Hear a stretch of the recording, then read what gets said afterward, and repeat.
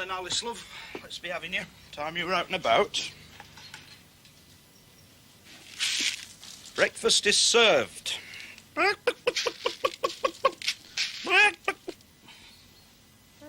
Come on, love.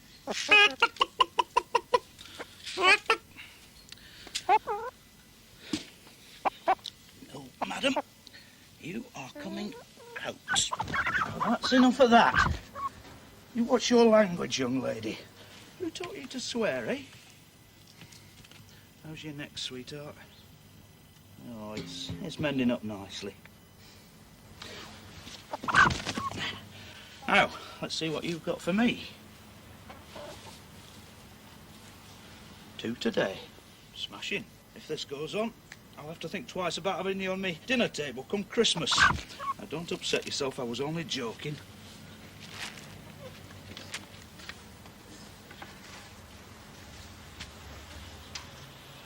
Now, I'm off to work in a while, so look after the place while I'm away, eh? Morning, Mrs. Timothy.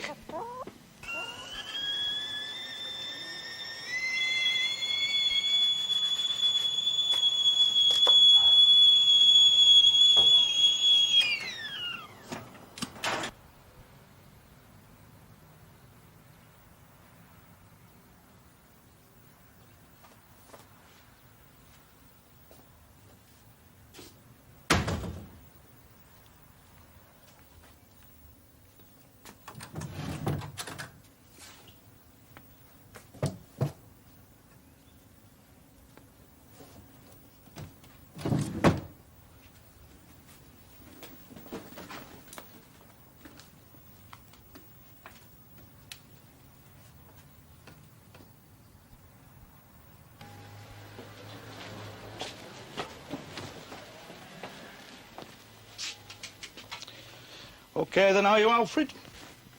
I was, lad. Day started out well. Yes. This came for you. Grand. Take for this, Juliet. Thinking of starting a chicken farm? Aye. For when I retire. That'll not be long off now, will it? Hey, Joe. I don't know how to tell you this, lad, but this morning I saw somebody. Somebody we both knew from way back. Ah, well, get on with it. Well, there he was, walking up the street as if he'd never been away. Temple. Clive Temple. Well, I didn't recognise him at first. He's grown a beard.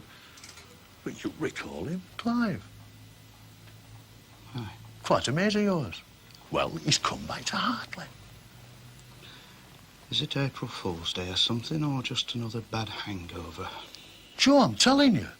Either way, it's in very bad taste. Joe, it was him. I saw him. No, Alfred. You were mistaken. I went to school with him. It was him, definitely. You're wrong. He's dead. Clive Temple.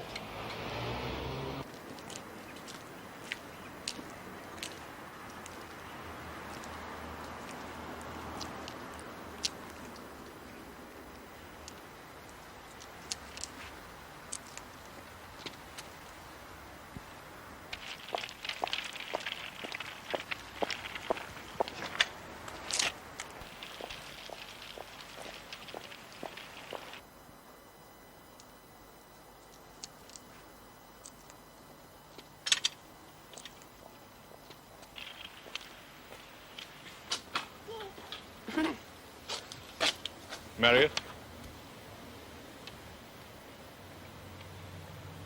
Marion, I don't know where to find the words.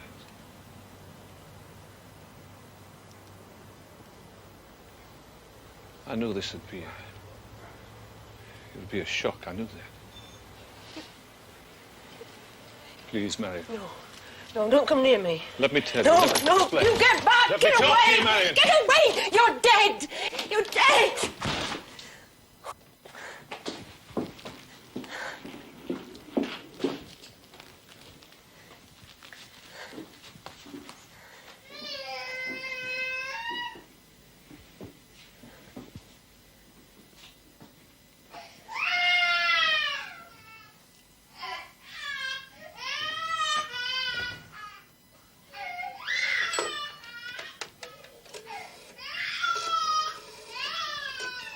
Yes, Clive Charles Temple.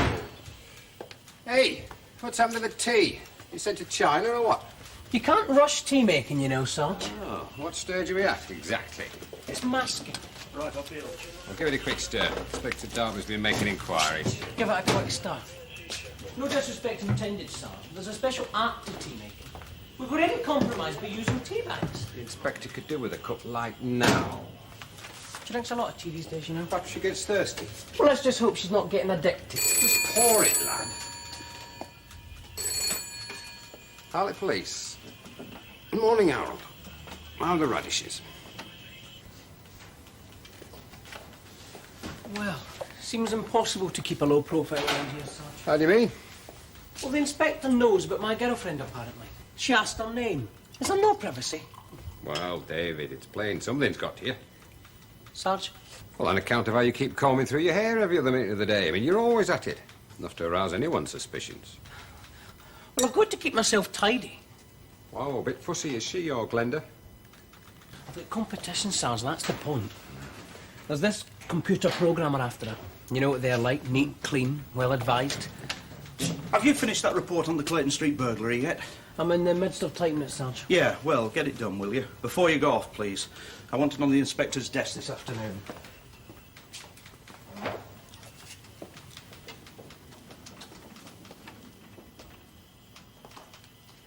Missing persons file. That's what it is. Clive Charles Temple. Something I should know. Not particularly. All happened a while back. Before your time here, George. 10 years ago, in fact.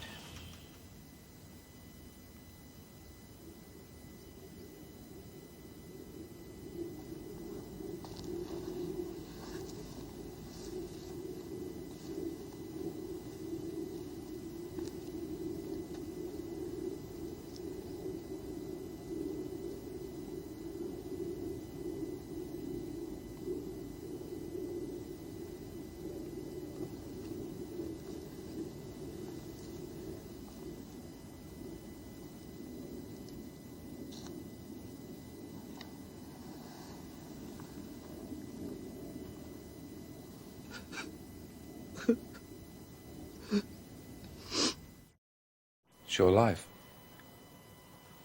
Our life. He can't interfere with that.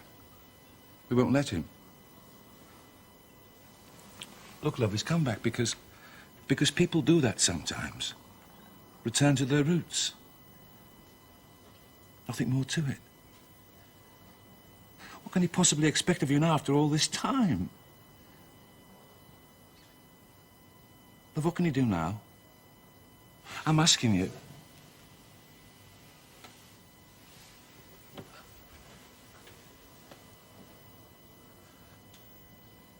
You waited 7 years. As far as we were concerned, the man was dead. Joseph, that report on the Clayton Street burglary, I should have it by now. It's done, ma'am. I was just checking David's spelling. Oh, has it improved? Not noticeably. Perhaps we should buy him a dictionary for Christmas. Maybe his new girlfriend will teach him. Spelling? Joe? You'll be surprised, I know. Recognize me with the beard? Aye. Well, how are you, Joe? I wondered if I'd still find you here. I can't talk now. Joe. I can't talk. I'm on duty. Please, Joe. It's not possible. Well, can I come back I'm later? working, you can see that. When you're finished here, have a drink with me across the road. It's still there, I see, the old pub. Not fallen down yet. I saw it as I come in here. Look, I've got something to tell you. Something important. I'll be a few hours yet. All right. Shall I see you then? Yes, I'll meet you. Thank you, Joe.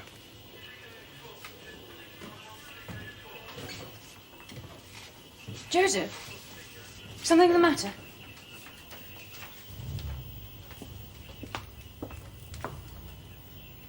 You look quite shattered.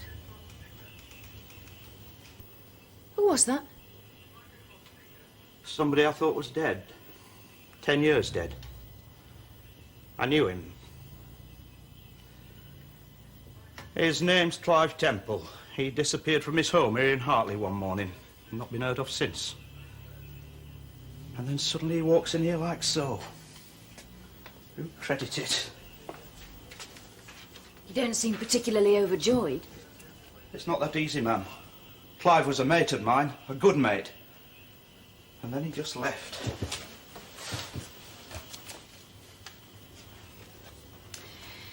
Will you come in for a moment, Joseph?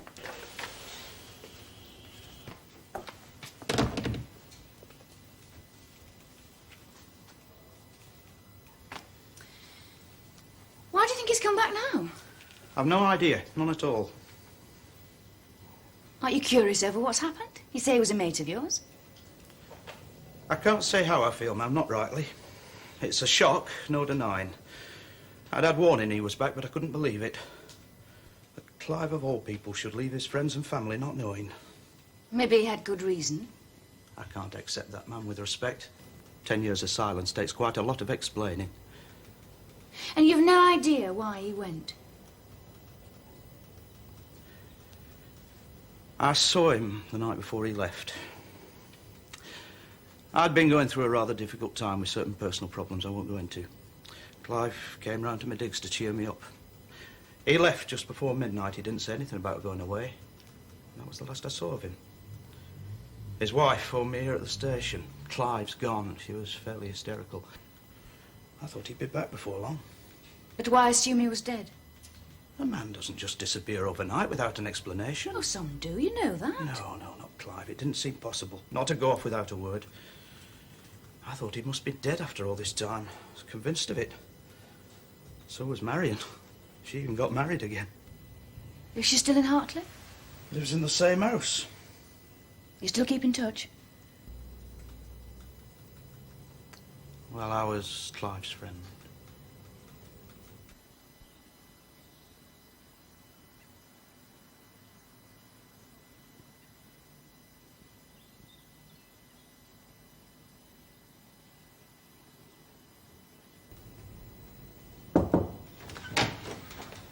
Joseph, what did she do about her first marriage? Ma'am? I'm talking about Mrs. Temple. What about her, ma'am? She'd have dissolved her first marriage before she could get married again.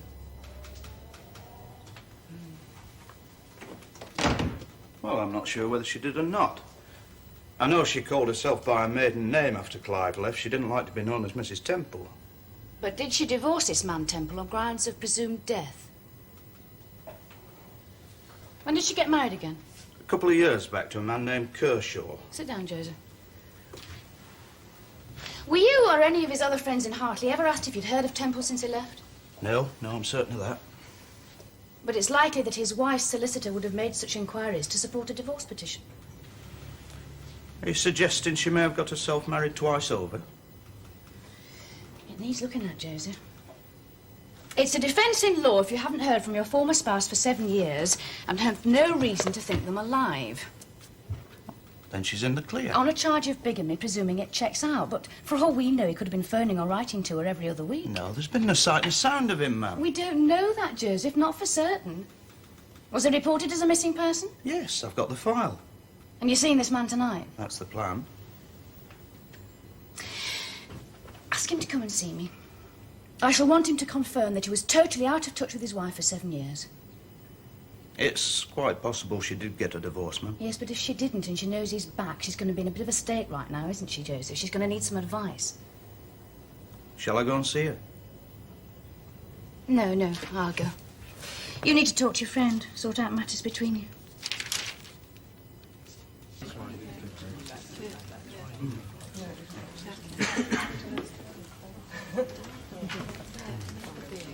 Joe? Yes, Give me a pint. There we go. I've got a message for you. My boss, Inspector Darbley. She wants to see you. Me? There might be certain legal complications arising now you've decided to come back. Because in the meantime, Marion's gone and got herself hitched again. Aye, I gathered you. I saw her this morning. I owe you an explanation. I don't reckon so. If you couldn't put yourself out to tell me at the time, then leave it be. Oh, come on, listen. Let it stand, Clive. You were missed, greatly missed. I can't say you weren't. I missed you. But folk get over these things, you know. The weeks roll by, then the years. I was mighty upset at the time. I thought we were mates. Mates hold things in trust. I thought you were all right. I was wrong. Look, I'm here to explain. Explain what happened. Why I went off like that, like the reason. Only I'm finding it so damn hard. So you're gonna stand there like some great big chimney breast eating with wounded pride. I had trouble, Joe, my God, I did. I'm listening. Well, give me time, mate. What happened, Clive?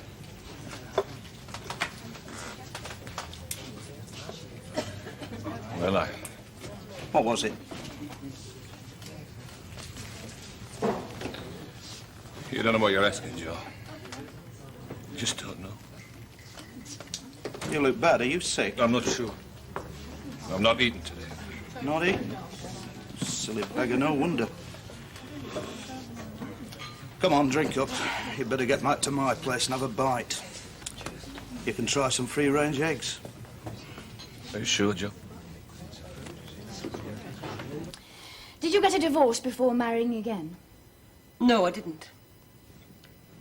7 years had passed. I assumed he was dead. Why did you assume that? There was no reason to think he was still alive. He was reported missing. The police went through all the motions, but they couldn't trace him. So after 7 years, you felt free to remarry? I wanted a husband. I wanted children, Inspector. You can understand that. Yes, I understand that. But I'm afraid it was necessary for you to dissolve your first marriage before remarrying. What does that mean? How did you describe your marital status to the registrar? I used my maiden name. I said I was a spinster. That wasn't true, was it? Look, he'd long gone. So far as I was concerned, he was dead. It just didn't seem necessary to go through all the business of getting divorced. I never expected to see or hear from him again. Did you consult a solicitor at the time? No, I didn't. Well, you would have been advised to petition the court for a decree absolute on presumption of Mr. Temple's death. And in the light of his return, I'm afraid your marriage to Mr. Kershaw is void. Are you saying that our daughter was born out of wedlock? My advice is that Mrs. Temple see a solicitor, get a quick divorce, and then you can remarry. Look, he went off of his own accord. Now he's taken it into his head to come back. This situation isn't of our making. Why should our lives be disturbed? It's simply a formality which has to be gone through, Mr. Kershaw. This is very distressing for you, I appreciate, but I'm afraid in the circumstances I must ask you some further questions, Mrs. Temple. Right, well, let's get it done then. What happened when your husband left? He just went. It was a Tuesday morning. I woke up and found him gone. Just the imprint of his head on the pillow, that's all there was left of him. I phoned the council office where he worked, but I haven't seen him. And you had no idea why? What do you think when your husband walks out? What comes natural? Had you been unhappy together? Ups and downs. Did you think he'd come back? We'd been married 9 years. He wasn't an unkind man. He wasn't a cruel man.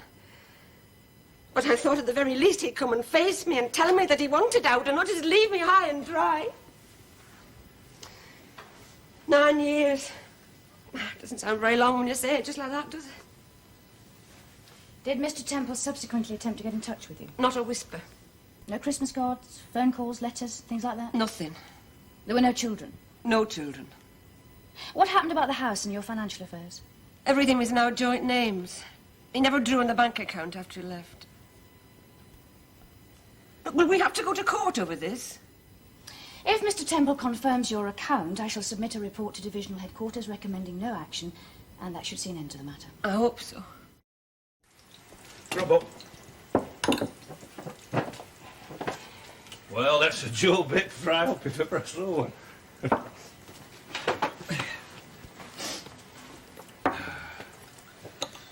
What made you grow the fungus? Something to hide behind. Aye? Got more like a policeman over the years, Joe.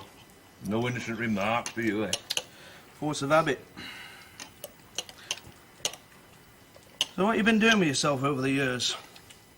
Bummed around, mostly. Been all over, in fact. I'm a little town in Somerset as of now. Bed sheet, nothing much.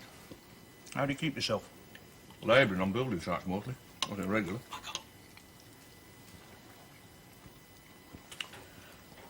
If you were in bother, why didn't you tell me? I couldn't do that. But I owed you something, Clive. I had that rough patch when I came back from Colliston. Things were falling apart. I was in a mess. You bailed me out. Took me out boozing, listened to the story of my sad life. Yeah. In a right state, I remember. Not many people would have done it. Not for a copper. A copper doesn't have that many friends. Even in a place like Hartley. I killed a man, Joe. I ran him down with my car and killed him.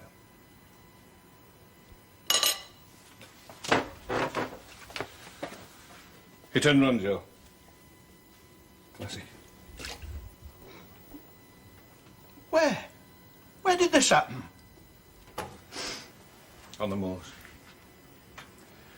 I've been round to see you at your digs, and after I went for a long drive. It was quite dark by the time I came back across Shepherd's Way towards Hartley. It was so sudden, Joe. There he was, this cyclist coming at me. Twisting about in the road like the man was drunk. He was on top of me before I knew it. Oh, I tried to swerve. Just wasn't time. I rammed down hard on the brakes. The car skidded. I can still hear the scream of those tires. And then there was a loud bang. And the man was tossed up.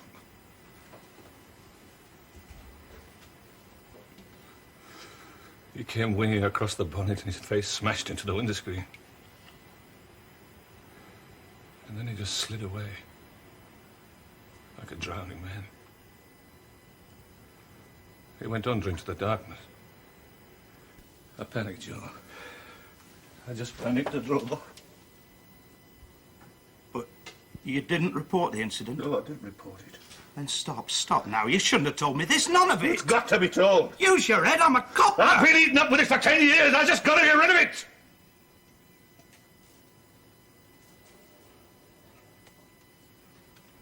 You left Hartley immediately it happened? Yes, the next morning. Taking your car? Oh, my head was in a fever, Joe. I kept going till I was exhausted. And then I found this piece of scrubland. No idea where, miles away. So I parked the car there. And then I found this length of iron bar. I started hitting the car with it. I went wild.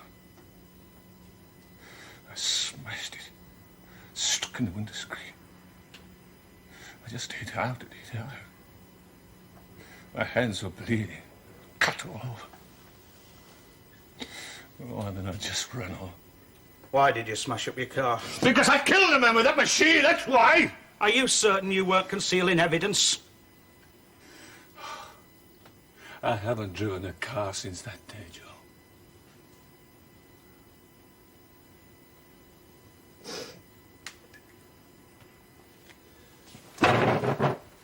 You're an idiot. You made it look like it was your fault by scuttling off whether it was or not. You compounded the problem.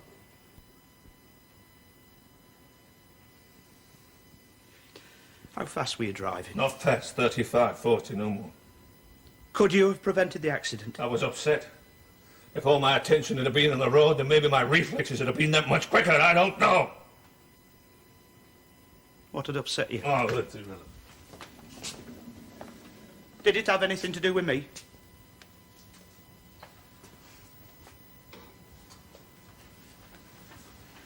So is it now coming round to being my fault, this? No, Joe. Then what? Look, when your mate has a big downer, you feel responsible. My mind was elsewhere. What a mess.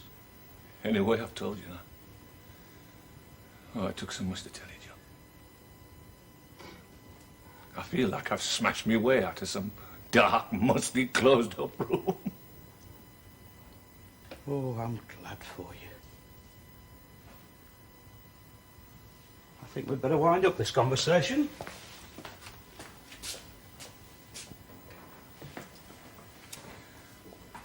I better go back to the guest house tonight. It's not necessary. You can stay here if you want to. No, I think I should go, really, don't you? Maybe so.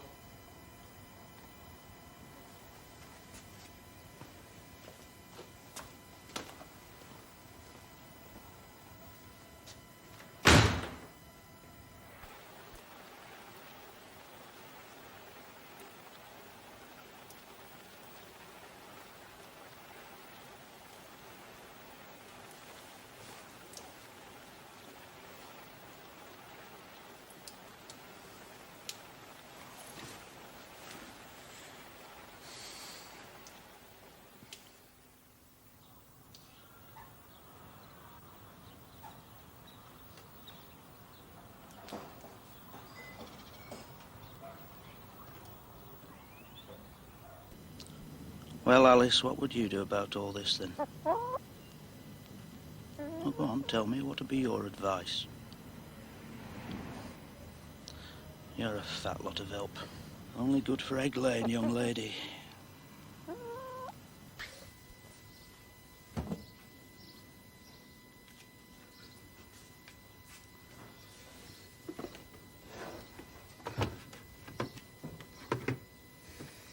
It were my fault, you see, in a manner of speaking. If I hadn't filled his head with my problems, he'd have driven straight home. How could you know it was going to happen? Doesn't alter the fact that it did. What would you do, George, in my position? Well, possibly my first move might be to seek you out, Joe, and ask for some sound advice. I can't tell you. I mean, I'm not in your predicament. Maybe I'd report it, come what may. On the other hand, perhaps your deaf aid wasn't working so well last night and you didn't really catch everything that was said. No. I know a crime has been committed and has gone unanswered. I don't see I can ignore that just because an old mate's involved. Well, I must be getting back. You have to decide, Joe. Only you know how much you owe this fella. He did a lot for me. And now all I can do for him is to see him prosecuted. It's mighty hard. Who'd be a copper? What will you do, Joe? I don't know. I can't ignore our conversation of last night. I can't pretend it didn't happen. I understand that. Come in, Joe.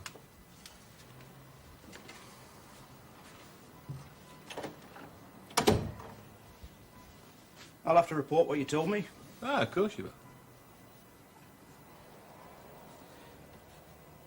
I go on duty at 2 this afternoon. That's 4 hours away. Time enough for you to be gone. No, Joe, that's not possible. Why? You disappeared easy enough before. You should be an expert by now. Because I don't want to disappear. I came to you because you're the police, Joe. You're the law. Are you looking for punishment or something? Is that it? I see you've been busy shaving yourself. Is that to make way for a halo? Don't think this has been easy! It's taken me 10 years to come to terms with this.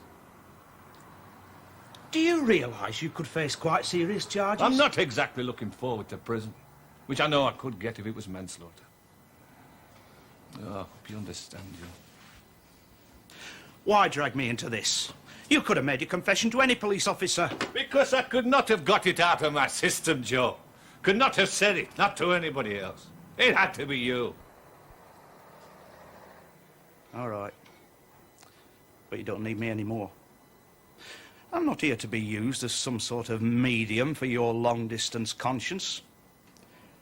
You can walk into Hartley Police Station and make your statement to the duty sergeant. Do this for me, Joe. Final favour. You needed a helping hand way back, and I did what I could. You think you owe me something? Then you do this for me. You take me in, Joe.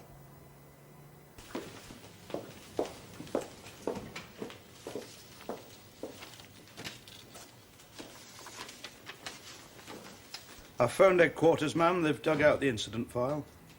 If the coroner returned an open verdict, there'll have to be a new inquest. Yes, ma'am.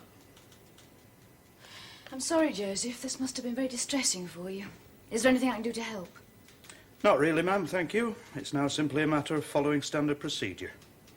But would you rather somebody else handled the case? I mean, an officer not personally involved. Mr. Temple has asked if I would deal with it. It's not up to Mr. Temple, Joseph. How do you feel about it? I know what's required, ma'am. Yes, I know you do. I feel a certain obligation to the man. I would like to follow this through. What are your instructions, ma'am? All right, Joseph, you can deal with it if you feel certain about it. But if you don't mind, I will sit in on the interview with you. Thanks, 6122. You go to Haveling Road. Out.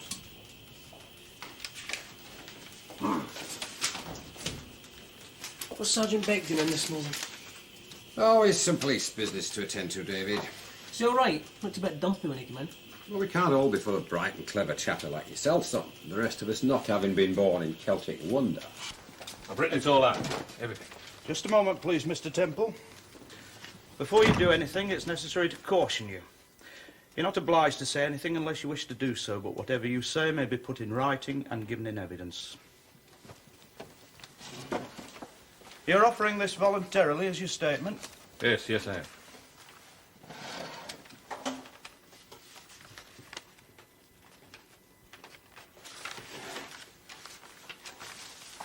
This is acceptable. Will you sign the last page, date it, and put your home address on the bottom? I'm sorry, have you got a pen?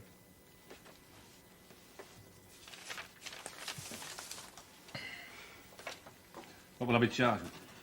That'll depend on what verdict the coroner brought in on the man's death at the inquest. You'll be informed of your position when the relevant papers are to hand. I have to remain here? That won't be necessary. Yes. Mr. Temple, did you tell your wife about the accident? No, don't want to worry her, obviously. But surely when a man's got troubles, it's natural for him to tell his wife. Not something like this, it wouldn't have been fair. I couldn't involve her. She must have seen you arrive home in a state of some anxiety. No. Marion was in bed asleep when I got back. I left before she woke. So she had no notion that this was the reason that you left Hartford? That's right. Sergeant? Will you present yourself here this afternoon? Of course. Thank you, Joe. Sergeant.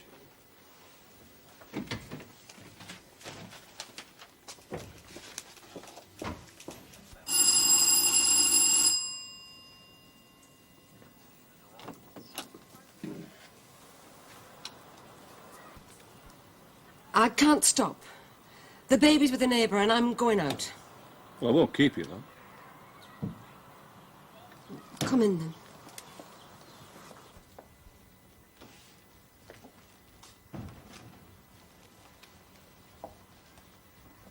I'm seeing a solicitor about a divorce. Yeah. What is this? What do you think you're doing? Please, Marion, let's try to stay calm. I thought you were dead. I thought you'd killed yourself or died somehow. I didn't know what to think. Why didn't you let me know you were all right?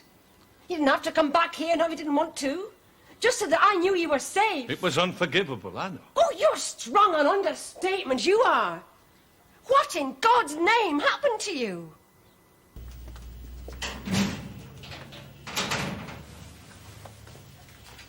By the way, Sarge, this came for you.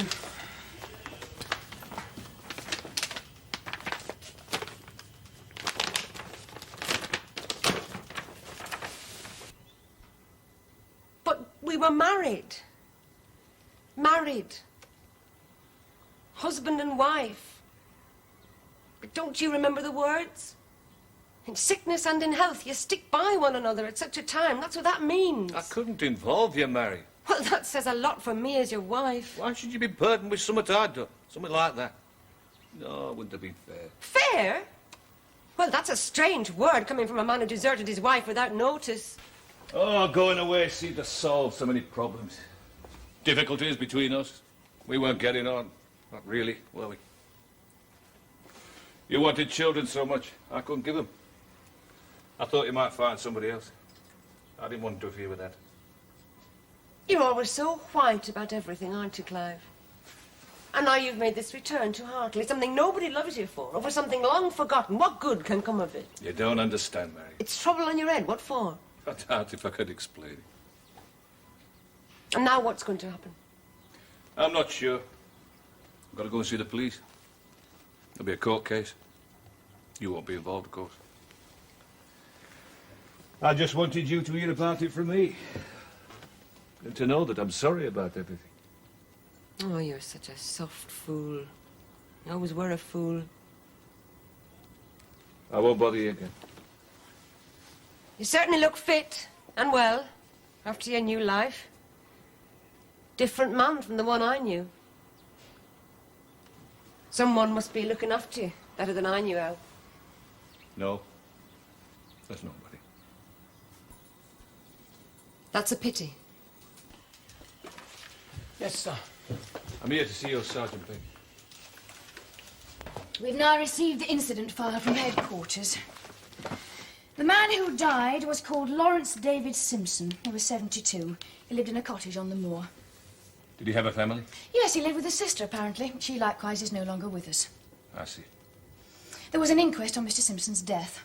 The coroner brought in a verdict in your absence. Is that usual? It's not unknown. Persons involved in road accidents frequently absent themselves or decline to give evidence. The coroner brought in a verdict of accidental death. That can't be right. I have it here. But look, The circumstantial evidence was fairly definite. 3 independent witnesses saw Mr. Simpson leave a pub in Hartley blind drunk. He wasn't a young man. There were no lights on the bike and his brakes were defective. The police photographs, the measurements of skid marks, the position of the body in the bike all indicated that he was cycling on the wrong side of the road. The case is closed. They're in the clear. no. No, that's not possible. That is the position. It can't be. The coroner- I killed the man. The coroner decided that the fault lay with him. But I failed to stop. I drove on, hit and run. I didn't report it. Those are very serious offences. That's right, but there's no way you can be brought to book. Not now. Not 10 years after. But I broke the law. There is a 6-month limitation of time on those charges. I don't understand. Those particular charges have to be brought within 6 months of the incident. So there'll be no prosecution. You have no case to answer.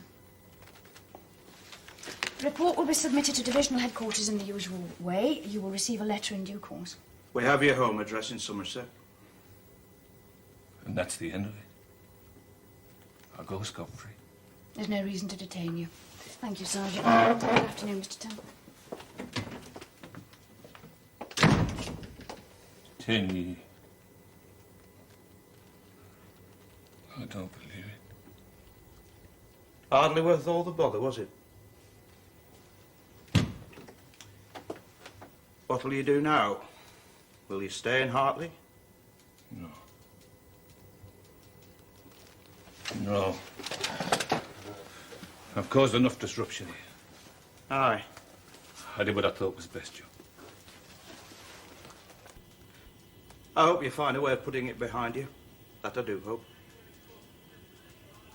I'm sorry about it all, Joe. So am I. I'll be leaving this afternoon. For good this time. Goodbye, Clive. There's always a spare bed at my place if you should change your mind. No, thanks, Joe. I won't be back. You take good care of yourself now. I never did get to meet Alice.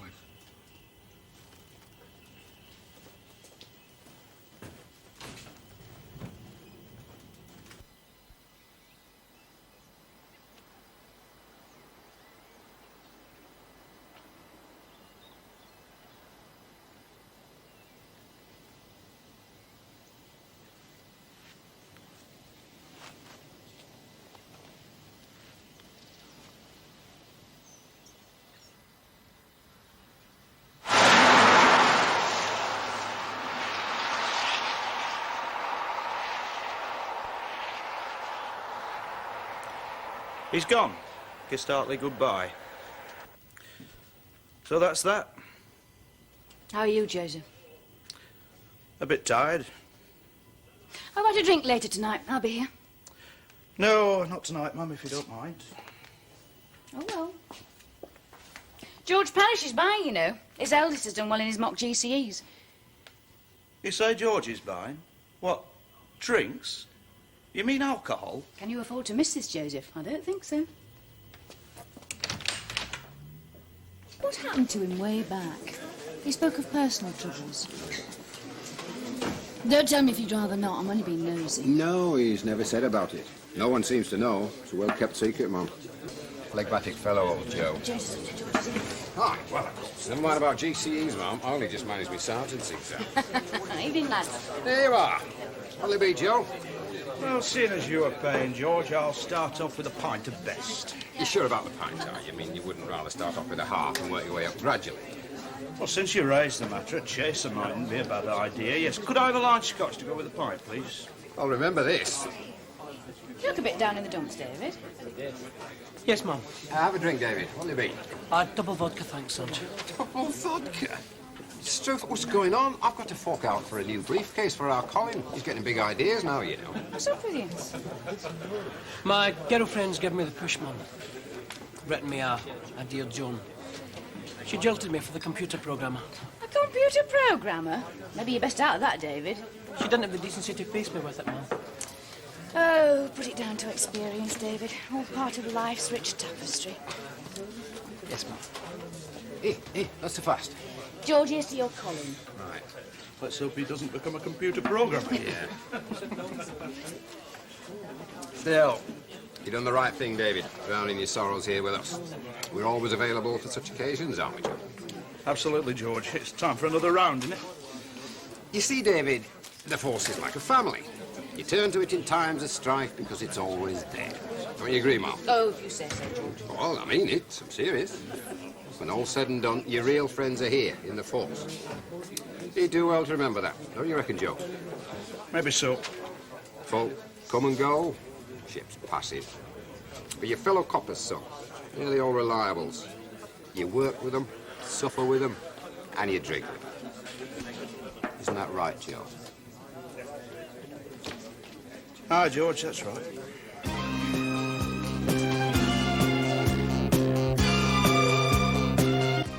Next on Drama, we catch up with London's finest police. The good folk of Sunhill are on the beat. In the bill.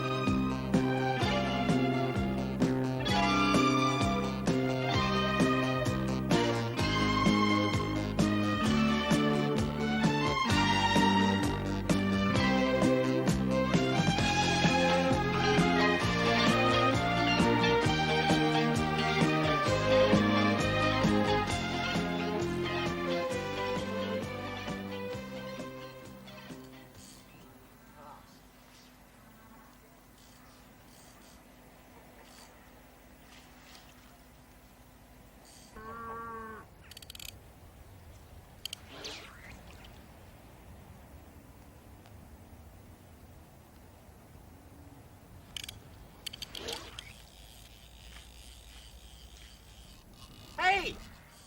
What's that then? Well, it's either a fish or an electronic chip-sized Russian submarine. I don't get this. Well, here's me with £100 worth of gear. What you've got is £2 worth of stick and a bent pin and 3 fish. Why not? Oh, I know. You brought the fish with you, didn't you? Smuggled under your coat. No fish here. All you need is talent and intelligence. There's plenty of fish. Where? Hey, what you doing? That's our lunch. There's not enough here to waste a toothpick on. On the other hand, we could have them stuffed and mounted as a reminder of what not to spend £100 on. Is that remark called for, dear? Oh, yeah. Right, I'm off. Oh, are you? Well, I haven't caught anything, you know. Lunchtime. We're having just the tip.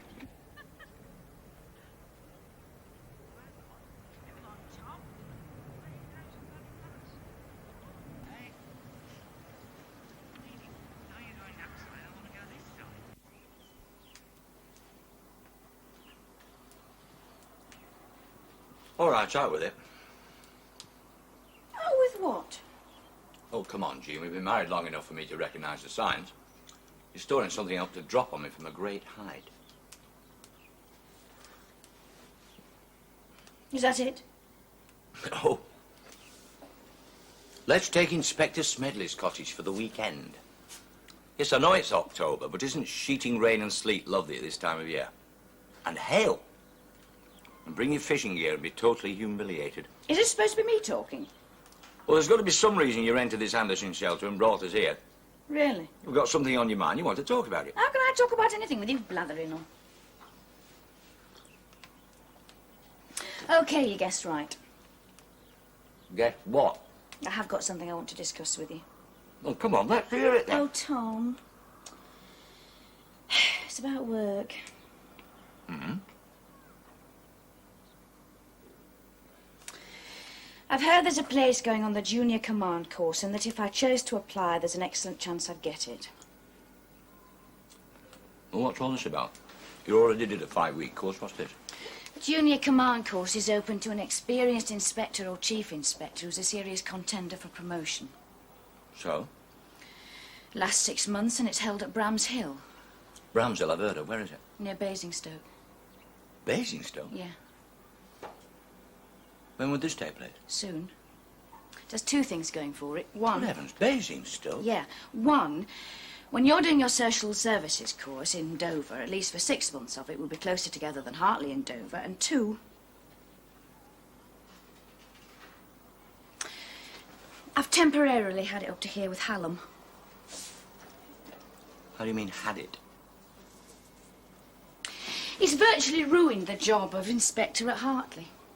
It's now become almost impossible for me to sit in that office making decisions, knowing that at any moment the door will be opened without a knock on it and that man will walk in and try and find fault with everything I do for personal and not professional reasons.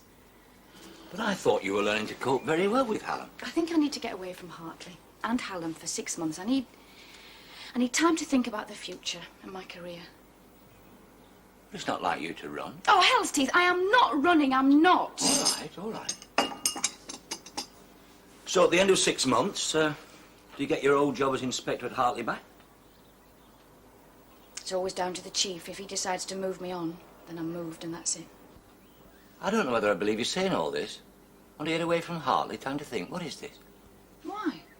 I don't believe that Hallam could have pressured you so much to make you want to leave Hartley, which is enormously important to you. He hasn't pressured me. He's temporarily soured it for me, that's all. Look, it is simply not part of my job to be occupied in my mind and in my time with a continuing irritation from this man. As it stands at the moment, it's a blind alley, and it's realism, not cowardice, to call a halt.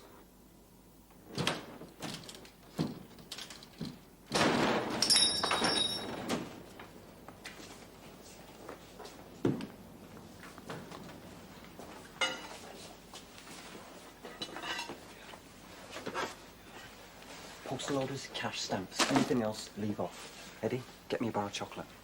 You what? Chocolate, get it. Are you serious? Fetch me some chocolate. I didn't come on this job to fetch you sweets.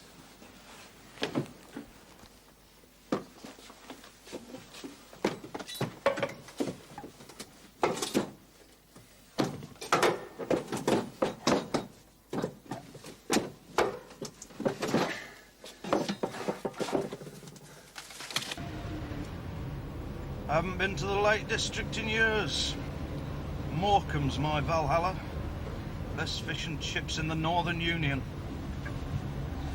Was it nice, man, the Lake District? It rained most of the time. Well, that's why there are lakes.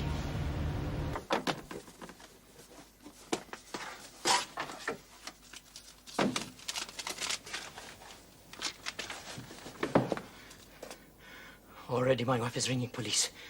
If you move, you'll be sorry. You move the slightest bit, I attack.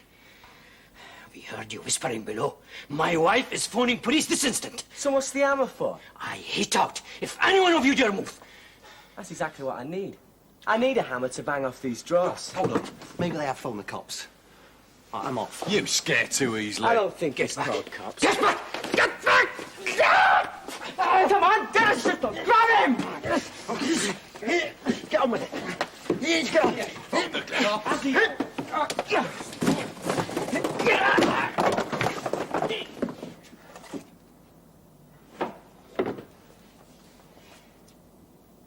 Hartley to 7823. Intruders on premises, sub-post office, Garner Parade. Over. Thanks, 7823. Hartley out. Inspector Darby to Hartley. Yes, ma'am. I'm in the High Street. I'm attending as well. Step on it, Joseph. Out.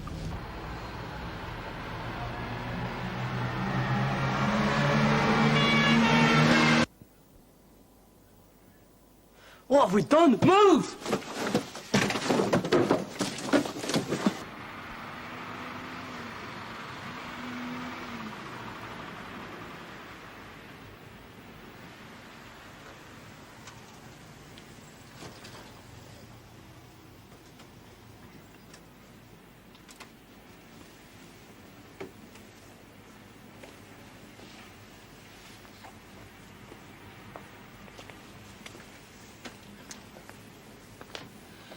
We've got to cover the rear, but there's waste ground at the back. So if they head for the back, there's several directions they could take. My guess is Leggett Street.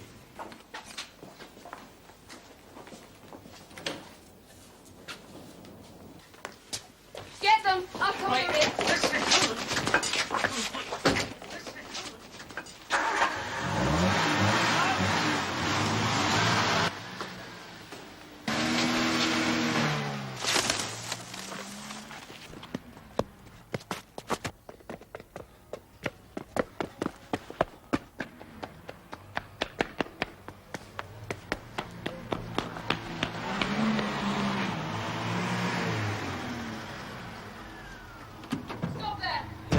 Yeah? Where have you come from? Just taking a dog for a walk. Seems to have run off. And where have you been? Just walking. Get in this car. What for? I'm not satisfied with your story. Get in, please.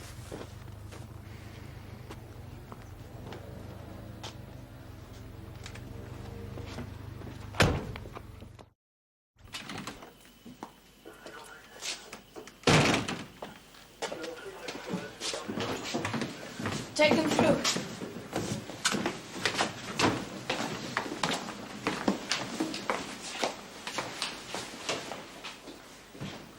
That's, Johnny, that's my nephew, Mom. Yes, I know. Joseph told me. I'm afraid we have to question him. I'm afraid I can't discuss it with you.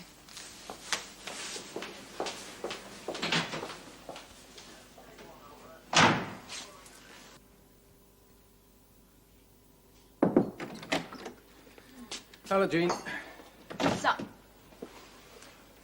Right. Let's have a précis and then give me the details. Mr. Hamid, owner, sub-post office, Garner Parade, in Hartley Cottage Hospital with severe head injuries. Call from his wife, logged at 21:37. Intruders on premises. I attended, along with Beck, Gallagher and Dutton. Arrived in time to meet two men coming out the front. Eddie Spender and Derek Datches, both known to us for minor offences. A third man inside the premises slammed the post office door and made his escape through the back. Third man. The rear of the premises leads directly onto some spare ground, bounded by 3 roads. I chased around the perimeter to Leggett Street on the assumption that that was the nearest road to the back of the premises. In Leggett Street, I found Johnny Collins. He is the son of George Parish's sister. Now, he has a clean record, nothing on file, but... But what? Well, Joseph says that he's been a bit of a handful over the years, and it's a miracle he has no convictions. Did Collins say why he was in Leggett Street? Yeah, he said he was walking the dog and it ran off.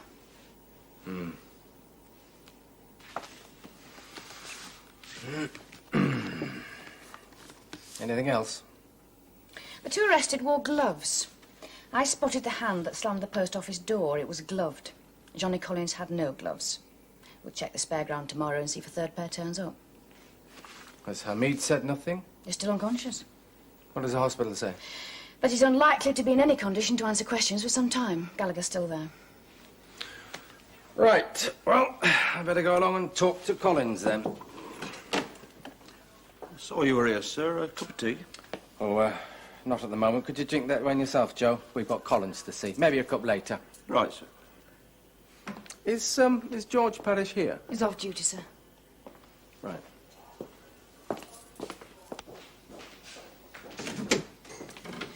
This is Detective Chief Inspector Logan. Now, you live with your mother, Johnny. Aye. We sent a man round. She's not at home. She's away. Where? I don't know. She goes off for a few days. Her job demonstrating kitchen equipment. Who for? I don't know. Some agency. Look, you've been very charming, I'm sure. And I've said my bit that I know these two, Eddie and Derek. But they're Hartley. And I know a lot of blokes in Hartley. And all it is coincidence. So what the hell am I doing here? You know Derek Daches and Eddie Spender. Now, we were taking a dog for a walk, but it ran away. So you just happened to be walking down Leggett Street, which just happens to be the nearest exit across the waste ground. The nearest exit from the rear of the sub-post office at Garner Parade. I can't help that. It's coincidence, just pure coincidence. We don't think so. Well, what are you saying? I was searched. Was there anything stolen on me? There was a third man who closed the front door and made his escape through the back. There was £500 in postal orders found near the rear exit, either dropped or abandoned by that third man. Well, take my prints then. You won't find them on the notes or anywhere in the place. Daches and Spender wore gloves. You wore gloves. It's a nonsense, this. It's crazy. I was walking dog. Well, we're checking up to see whether you have a dog. When the officer called at your house, there was no signs of one. Well, it'll be around the place. But so far, no dog. Now, you admit that you know Daches and Spender. I mean, do you really think you can hand us all this? I mean, for God's sake, be intelligent. You went on a job to steal some postal orders and it all went wrong. And now a man is seriously ill. And it's down to Daches, Spender and you. And we've got Daches and Spender banged to rights. No, it's down to you. Exactly what do you mean by that? You want to rope me in on a robbery. OK. I'm saying nought more. Except prove it. Joe? Mrs. D's in the interview room with Mr. Logan and Collins. Has he been charged yet? No. We'll shortly charge the other two, though. How's it look, Joe, for Johnny? It's not good. Why don't you take a pew in her office? Right. George, do you want a cup of tea or anything?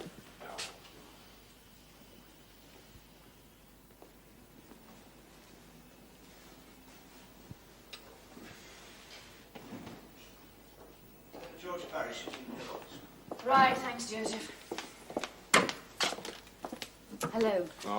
Hello, George. Mr. Logan. Thank you for coming back, George. It's a robbery. Sub-post office Garner Parade. 2 men caught banged to rights. A third man we picked up near the rear exit. You're Johnny. He's not been charged yet, George. Now, obviously, we can't discuss this case with you, but Johnny's mother has to be seen. She doesn't appear to be at home at the Collins address. Do you know where she might be? Well, she does this demonstrating kitchen equipment.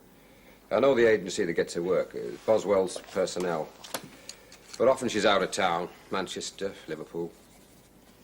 Right, thanks, George. We hope that when Hamid recovers, he'll identify the third man. Yes. You know, I used to bring Johnny in here when he was young. He was a particular favourite of your predecessor, man, Mr. Widdop. When he was growing up. Well, we all thought one day he'd join the force. I'm very sorry, George. Yes, ma'am.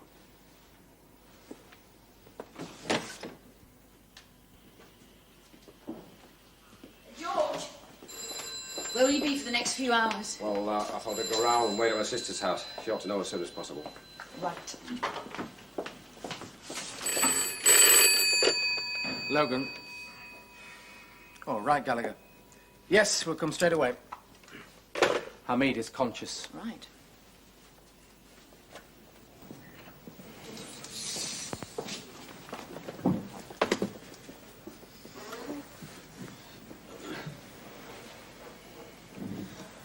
Mr. Hamid? Can you hear me? Yes. I'm from the police. Detective Chief Inspector Logan. The robbery tonight, there were 3 men, yes? Robbery. Can you describe the men who attacked you? I don't know. No, I don't know. Mr. Hamid, can you tell us anything about them? I was attacked. How tall were they? Can you give some idea of their ages? Oh, I don't know. You must try to remember.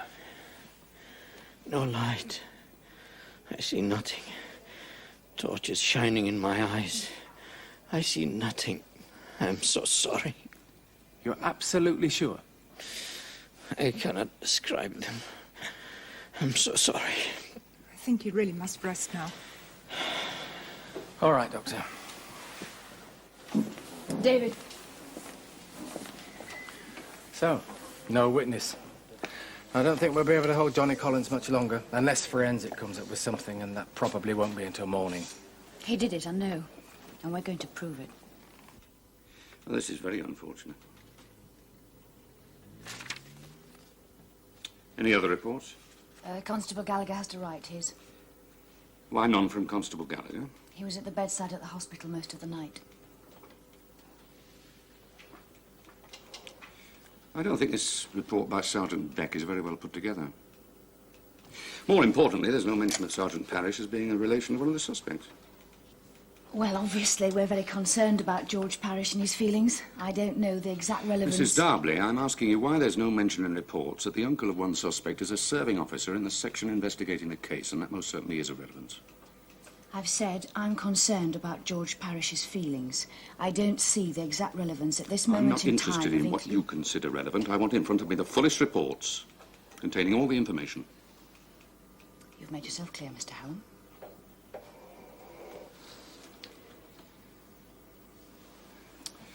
I believe I've reached the point, Mrs. Darbley, where I can no longer tolerate your appalling attitude. May I make an observation, sir? I am making the observations. Perhaps mine first, sir. They are relevant to your criticisms. I've heard that there's a place going on the junior command course, and I've been told that if I chose to apply, I will get it.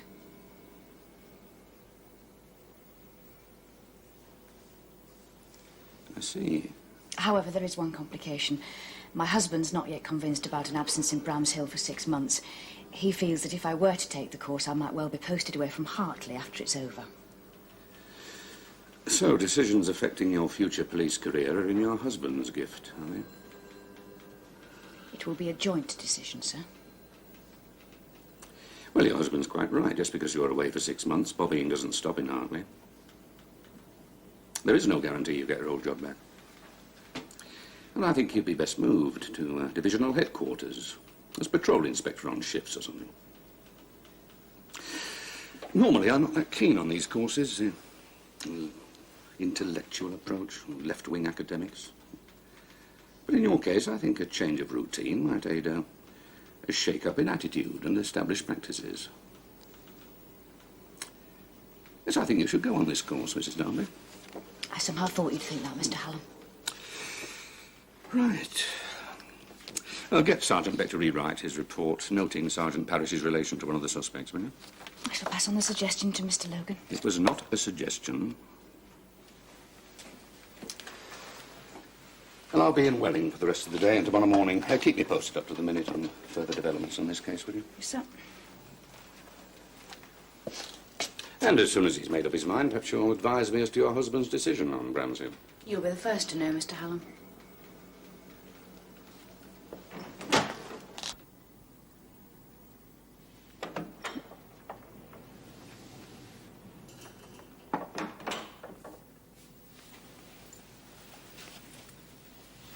George! Kate? What are you doing here? How'd you get in? Mrs. Lamont, next door. Why are you here? Sit down, Kate.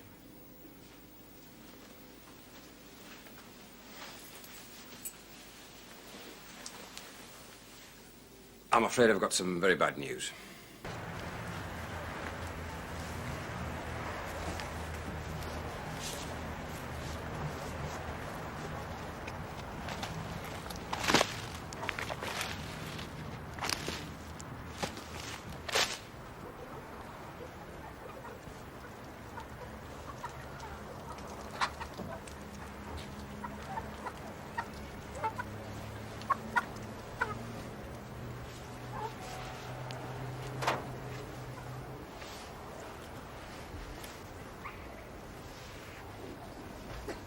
Sarge, I found them.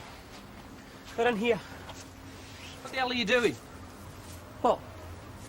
You don't touch till they've been photographed in situ. What they teach you at training school? Not a lot. I still don't get it. You can't get fingerprints off gloves. They're black gloves. They look identical to the other two pairs. Prove to us there were 3 of them on the job, all right? Yes, Sarge.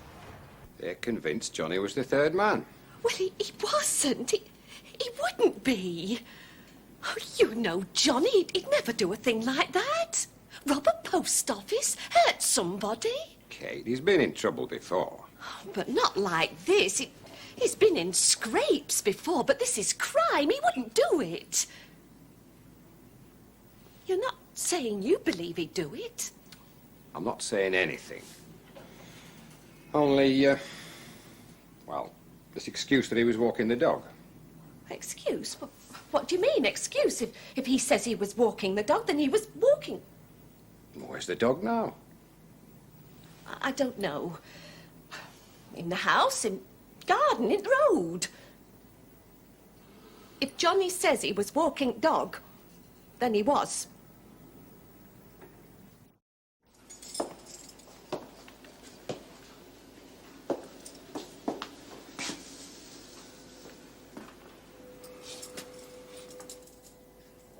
Hey, you. What? I want a glass of water. I've had nothing for hours. I'm asking for nothing more than water. I'll see what I can do.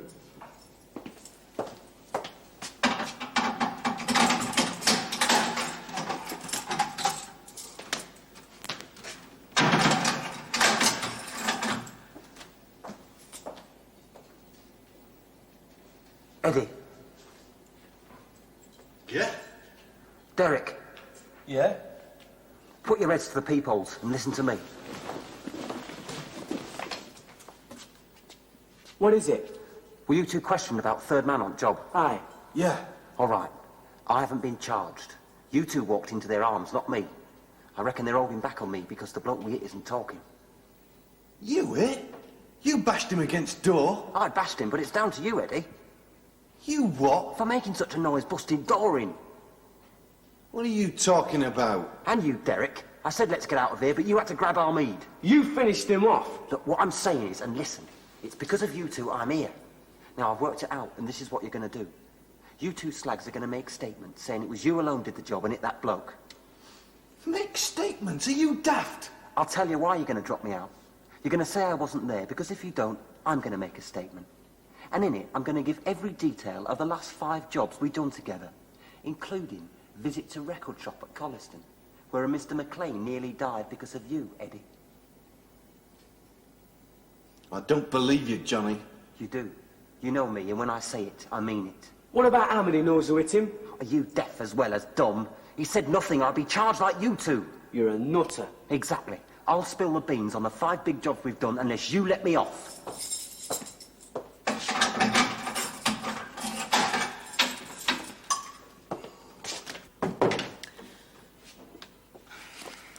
They've made statements. Sergeant Duckworth took them. Datches and Spender both signed statements. That they attacked Mr. Hamid, that they're not prepared to say if there was a third man, but that Johnny Collins definitely wasn't with them. I don't believe it. Neither do I.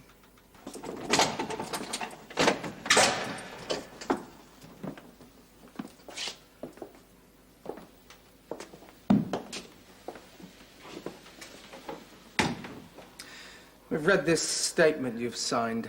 Ah, well, I know Johnny Collins is a pal. He shouldn't be here because he won't with us. Why are you lying? You think I'm a pervert?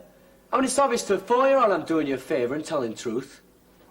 The robbery and offence of wounding is in itself a very serious charge. Now, you add to that perjury or conspiracy to pervert the course of justice, and you could be adding years to your sentence. What are you talking about? We know that you and Spender were there. Johnny Collins was with you. Rubbish! Why have you decided to lie and let Johnny Collins off the hook? What the hell do you want? Don't you want a result? Isn't it enough I've admitted my part? You seem to be forgetting Mr. Hamid. We told you about him. We gave him a push. He fell against the door and banged his head.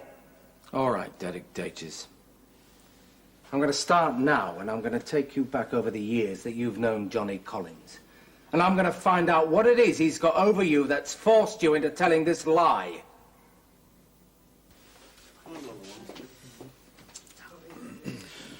Well, I'm very sorry for you, George, and for your sister. Oh, I don't know. Now it's happened, it seems like a kind of anticlimax. There was something inevitable about Johnny getting into real trouble one day. Maybe that kind of reflected on my lack of checking on him over the years. The feeling that he was a bad un anyhow, and there wasn't a hell of a lot I could do about it. How's your sister reacted? No, not sensibly. Johnny's innocent. She don't want to hear or tell. Can you tell me one thing, Joe? Was that his total statement, that he was taking the dog for a walk and it ran away? Nothing else about the dog? Just that it ran away. Aye. What is it, George? Nothing. Not really anything at all. Nothing fancy. I'm in a rush. Well, you know me, fast and free. What is it? Irish stew. Irish stew in the name of the law. Homemade? It's a genuine article. There's a whole Irishman in here, you know.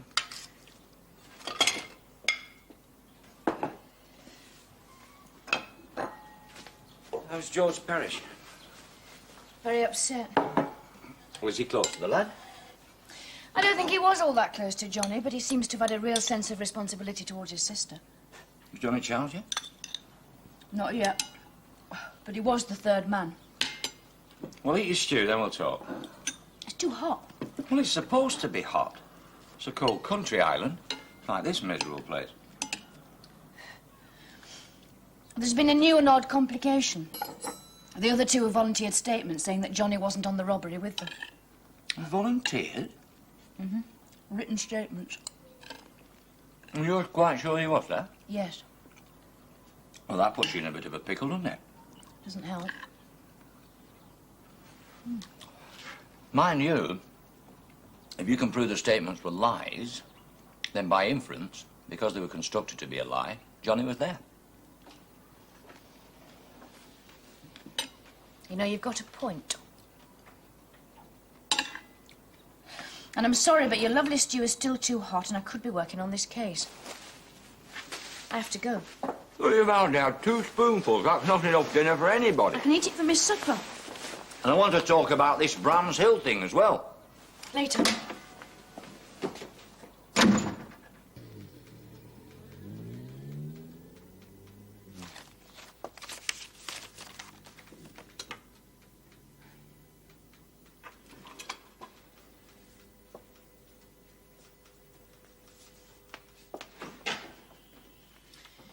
Joseph?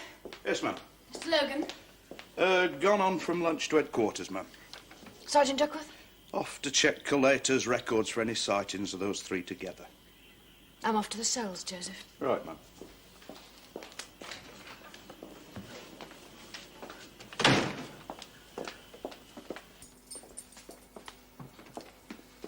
What do you want? I want to talk to you about this statement you volunteered. It was me conscience, miss. I couldn't let Johnny Collins go down for something he didn't do. Decent in English, what? Is that funny? This is a very serious charge you're on. Do you understand that? Oh, yeah, I know that. There's not a lot I can do about it, is there? You could tell the truth. Well, I've done that. Look, you've caught me in daches and I've denied nothing. There was a third man on the job. Well, if there was, we must have forgotten his name. Maybe someone we picked up in a pub, but not Collins. It's my belief that Johnny Collins has got something on the two of you, and that's why you've offered these statements. Theory of yours, is that? It's no theory, it's a fact. Well, you can try it on the judge. Maybe he'll like it. And that's it, lady. I don't want to discuss it further. All right, we'll leave that. Good. Because I want to talk to you about another job. Job? What other job? A robbery at the sub-post office at Oakwood 2 years ago. Don't know what you're talking about. There were 3 men on that job. One man's description fitted Derek Datchers, who was subsequently interviewed. Aye, and let go. How do you know that he was let go? He told me. When? Recently. Came up in conversation, did it? Why not? Why? Did he tell you because he knew you'd be interested, because you were on the Oakwood robbery with him? Who says so? I say so. Well, good luck to you. We don't rely on luck, Spender. The way we look at it is this. There are 3 of you. One of you has to be brighter than the other 2. And either you or Datches is going to realise that it was a very grave mistake in volunteering those statements. Because when we break them, it points to a 3rd man being there, Collins, and adds a serious charge of conspiracy to the mess you're already in. Most unusual for you to volunteer a statement. You've never done it when you've been locked up before. We know Johnny Collins, and just because you picked him up doesn't mean to say he was on job. There was a 3rd man there. A 3rd pair of gloves and a pile of money orders by the rear door. It wasn't Johnny. How long have you known him? Years. How many? Don't know. I'd recommend something to you, Datches.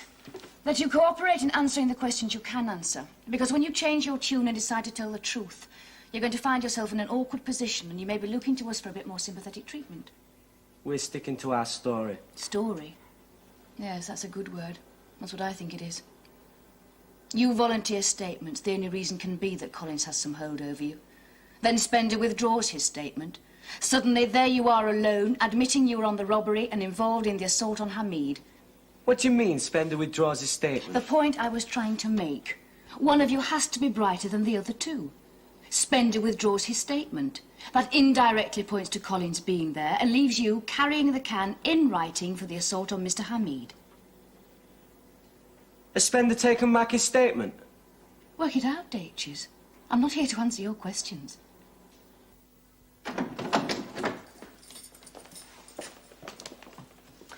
I'd like to give you a small demonstration, Spender, of how we're not complete ogres and how we're prepared to give you a chance. What do you mean? Let's put it this way. If Datches withdraws or denies his statement, then we're left with your statement and the conclusion that you alone attacked Mr. Hamid. Is he changing his statement? My question to you is, do you want to withdraw yours? Has he pulled his statement? Look, Datches retracts his statement. You understand the position it leaves you in?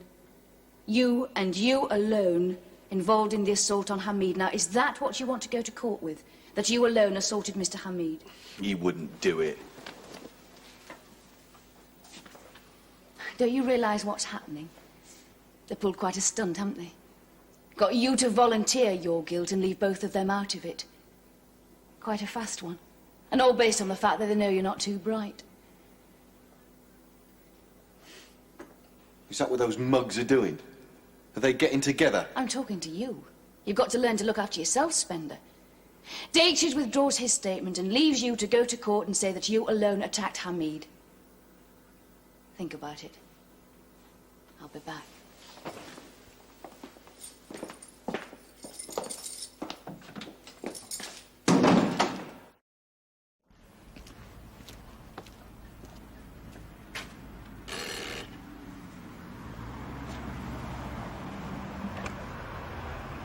Hello, Mrs. Lamont. Oh, excuse careless, Mr.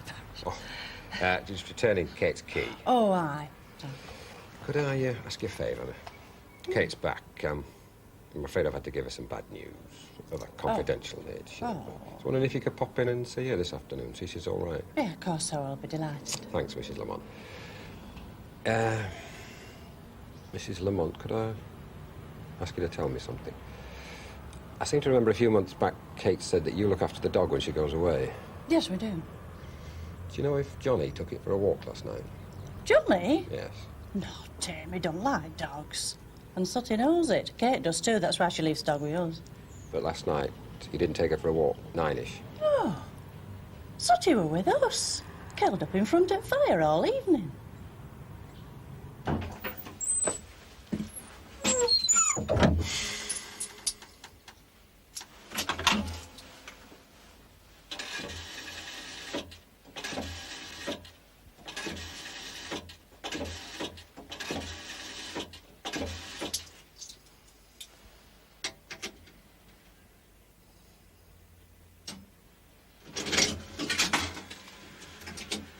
Hello, Joe.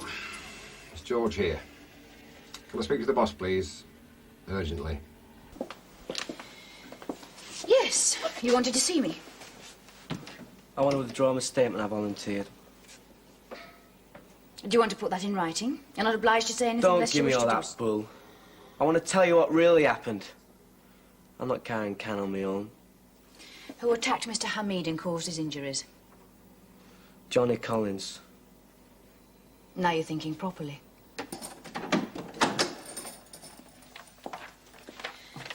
This is a copy of a statement made by Datches.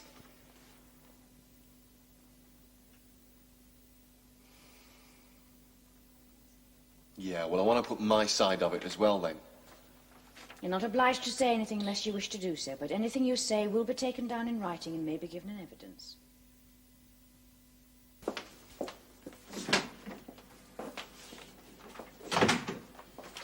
Would you read these? In addition, we know you didn't take your dog for a walk. It was at your neighbour's house all night. One to the Wallies, sir. Oh, come on, sir. I was the arresting officer. CID gets more than its fair share, and often through the arrests of my lads. Well, it looks like more than just this robbery, Jean. Descriptions of our 3 young thugs approximate descriptions on 2 other jobs. So we're beginning together some identification parades. I can't help thinking about George Parrish. Poor George and poor Mrs. Collins. We ought to see her and get a statement from Mrs. Lamont about the dog. Well, if you have no serious objection, Jean, I'll go now and talk to both of them. Certainly, sir. Oh, I'll join you, sir, if you have no serious objections. Look, I can't whip something else together, you know, Jean. There's a bit of a Jarrow March feel about it, having the same supper as dinner. Want the stew? Tasted great.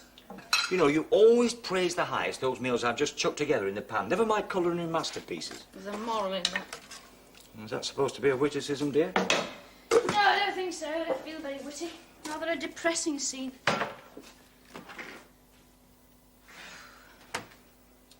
What's George Parrish's sister like? Older. Not a well lady. It depressed me to think whether I might end up like her if ever I lost you.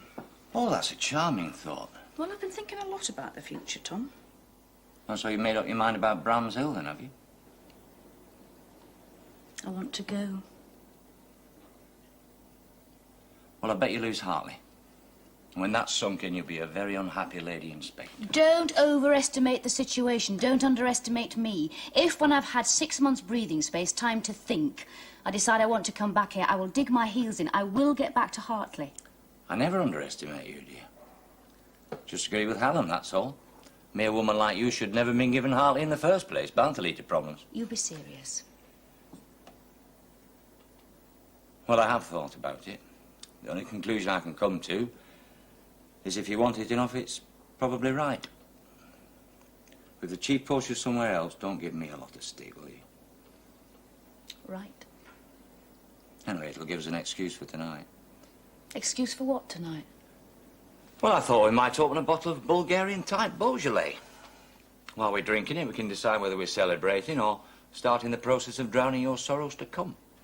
You can do the celebrating. I'll practice drowning. Right, dear, certainly, dear. Hey, we do share another major problem. We're completely out of booze. You'll have to go to the off-licence.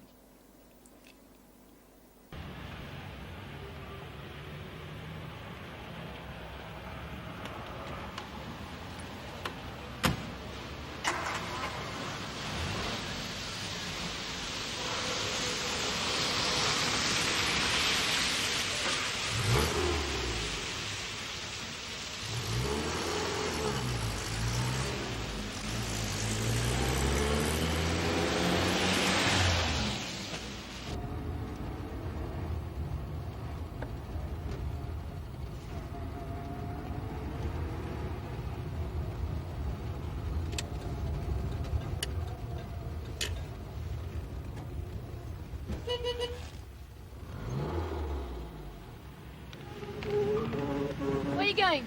Just walking home, Mum. I'll give you a lift.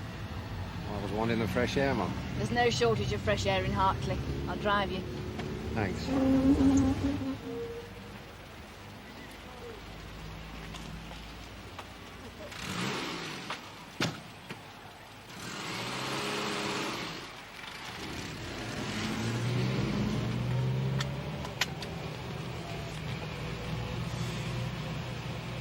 I haven't told my wife yet, Mum. Well, Johnny, she's going to be as stunned as cake. I was just working out how I'll put it to her. She's been over at her mother's the last couple of days. The old lady's not well. Of course, she's upset about that. And now this. You and me both, George. What's that, Mom? We both have our problems. How's that? There's a place going on the junior command course. I'm going to apply for it. There's an excellent chance I'll get it. What does that mean, Mom? I may shortly be leaving Hartley for 6 months. I may not return as inspector. Well, that's a hell of a shame, Mom. If you don't come back, I mean, we'll really miss you. Do you think you'd be better off then, Mom? I have to think about the future. There's always decisions got to be made about that. You're not suddenly going to disappear in a flash? No. Oh, we'd be worried about that. I mean, we'll want to organise a proper farewell do. Maybe several. We'll all want to buy you drinks, so you'll owe us quite a few rounds. And that way your conscience will bring you back. I shall miss you all, and Hartley. But that's positive, because if they do decide to try and post me somewhere else and I decide I want to come back here, you lot and this town will be one hell of an incentive to put up a fight to get back. Hey, George? Yes, Mom.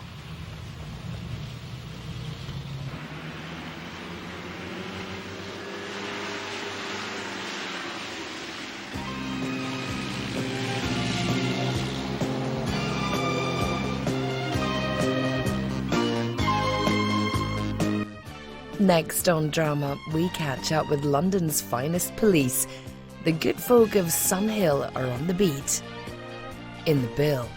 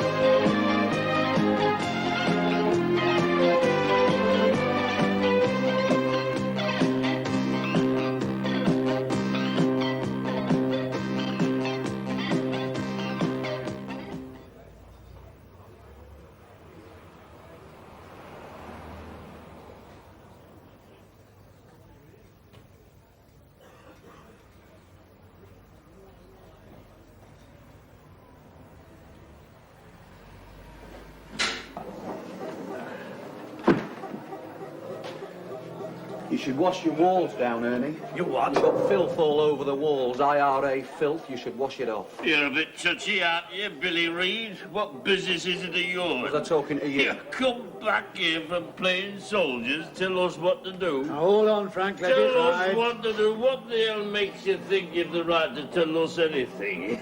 Come back on leave every verse end, drink up, make bother our money you paid with. What for? Tell him to shut his yap. I'm not being told by a squaddy to shut anything. Frank. I'll tell him, never do a day's work. My lad Jack, your friend's been out of work this past year, him and all.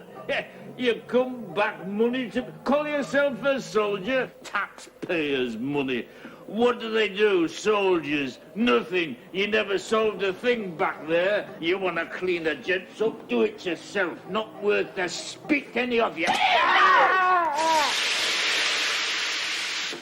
That's 20p to you, Constable.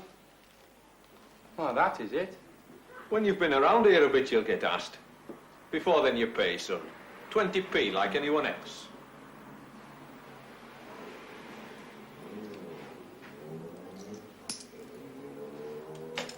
Hartley to 6521. Cow. 6521 to Hartley. The Milch Cow. It's a fight. Someone's been hurt. They've called the ambulance. Sort it, will you? Will do, Sarge. 6521 out. Starting early, are they? Yes, Mum. Can he cope? He'll have to. You know what their strength is. And Harry broke his leg in the game last Saturday. We're light. Everyone's light. It's an epidemic, isn't it? I asked if Sims could cope, George. Yes, Mum. Sure he can. Keep an eye, eh? Well, he may be green, but he's keen. He'll love it.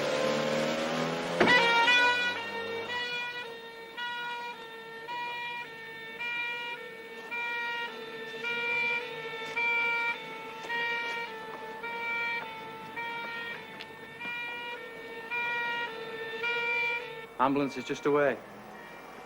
Yes, Sarge. They're all here. Except the bloke who did it. Legged it. His wife, Sarge.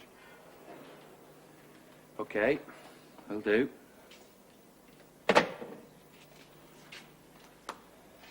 Right then.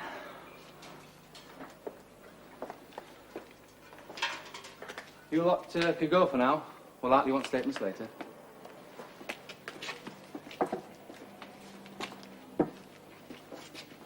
Well, go on then.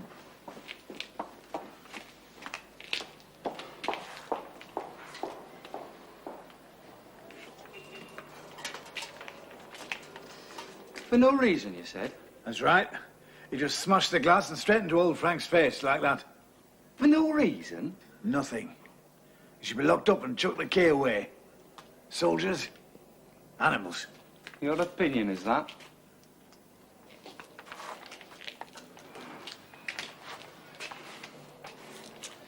Tell us what happened, love.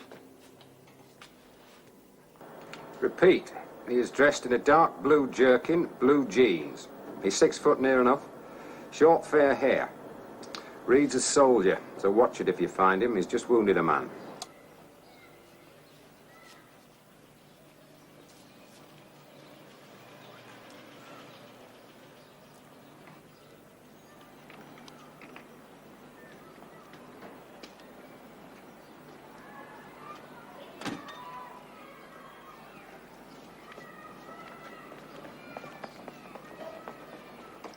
I don't believe you. I don't believe you. I'm sorry. And did my lad? Did he? I'm sorry, Mrs. Reed. It's a fact, though. So I'd like the answer to a few questions, if you don't mind. I'm sorry. Your son's a soldier, right? Home on leave. No, I need to know the name of his unit, his OC, all that. No. Get his unit involved. What good's that going to do, Billy? We'll have to know, Mr. Reed. He's with the local lad. I don't believe it. I just don't believe it. Look, later on, perhaps. She's a bit upset. Later on. Now, if you don't mind. So you took the girl back home? They seemed a bit upset, Ma'am. Wouldn't say much. Not beyond what's in there. No, well, I dare say you'd have been a bit upset if you'd been there. There's no record on Reed, is there, Joseph? No, ma'am, nothing. I checked CRO. Nothing. You did well, Constable. Fine. Thank you. Ma'am? Well, Joseph, It's dodgy, ma'am. Soldier on the loose, a man injured. is there anything from the hospital yet? No, not yet. I see. There's a general call-out for him. We can't do much more, Joseph. We're not going to flush him out, are we? Just keep an eye open. I could go up and have a word with his dad, I suppose. You know him? Not well, no. He keeps a decent loft of pigeons, knowing through that, really, I suppose, that's all. Still, we'll need to know when the lad comes home, won't we? It is serious, GBH. Not nice. Go and have a word, Joseph. Never talks about it, Mr. Beck. Nary a word. I don't know why they send our lads out there. Never did anybody any good. Always the same when he comes home. Never talks about it. We have his wife living with us. Are they, all right, you know? She was afraid, that's all. 18 months cooped up with the army. She just didn't want to go back, that's all. Did he? Well, not much choice, had he? Not much round here. Take me, been a craftsman, out of work for 3 years, more. Not much choice round here.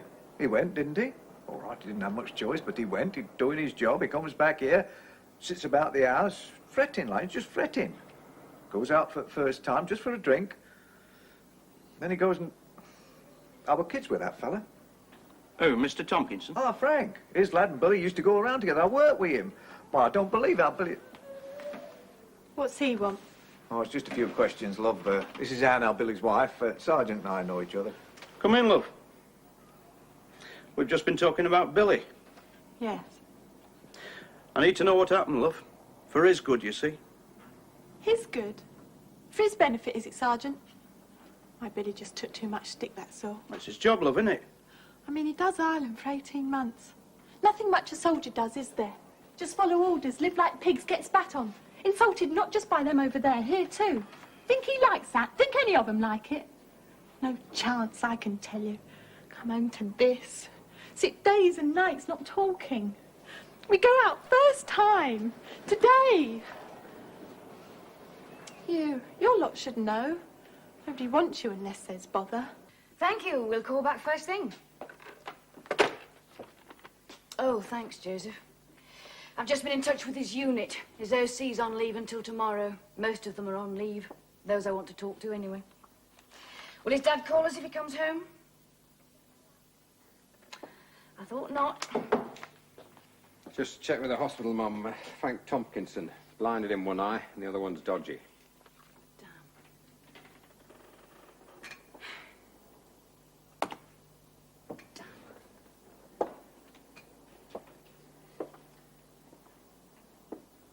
We'll watch the house in case he comes home. Right, Mum. We don't really have enough men, Mum. We'll light off this shift. I want the house watched. Sims, perhaps. He'll love it, I'm sure. Keen, you said? Well, I don't know if he's that keen. And I'll check tell the you. other witnesses. We need to know if there was provocation. I'll talk to the girl. Make sure they realise how serious it is. They said a policeman. Yes, well, maybe they did. I'm it. Did they wake you? You want him locked away, don't you? Why don't you come and sit down? Anne, isn't it?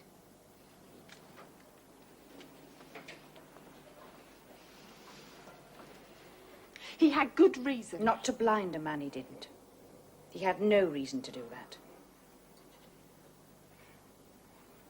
That's right. Blind in one eye and might lose the other. Now I want to know about him. Everything about him. Talk to his OC. He sees more of him than I do. I never see Billy from 1 month's end to the next half the time. Ireland, Germany, training courses here, there and everywhere. I never see him. Go on. There's nothing to say, is there? My husband lost his best mate this last tour, blown away. Then a bloke tells Billy he's not worth spit. It's what he's trained for, isn't it? Come back after 18 months over there, everyone on your back, everyone a possible killer, all that. Come home and a bloke tells you you're not worth. Billy hasn't talked to me for... not properly talked since he got back. Thug's in uniform, isn't it? Isn't he? Losing his temper like that. What are people supposed to think, Anne? He's a nice bloke. Honestly. They'd let him alone. But they come back head cases. Lots of them. Wives I know said send them on R&R before they send them on leave. Let us pick up the pieces, don't they? Army teaches you one thing. Loyalty. I'm loyal to him. So if I knew where he was, would I tell you?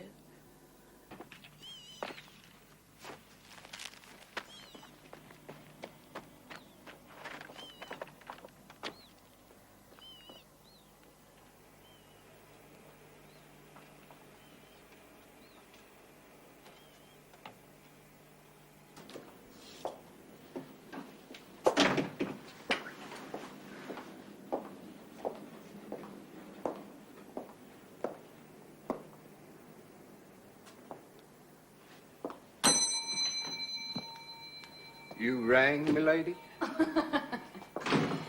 I'm off home, George. Right. Call me if Reed turns up.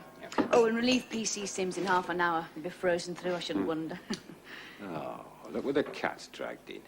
Evening, all. Hello, Inspector. Evening, Mr. Mills. Bringing bad news, are you, lad? Looking for it. Good story, isn't it? Soldier gone missing. Berserk. Takes off. Oh, what's going on, Inspector? Nothing. We're pursuing routine inquiries, that's it. Oh, come on. See you in the morning. Oh, Night, Mr. Mills. cold fish, isn't she? I'm busy, Ralph. On your bike, eh? There's a man in hospital. Badly hurt. Soldier bottled him. Gone balmy, they say. True, is it?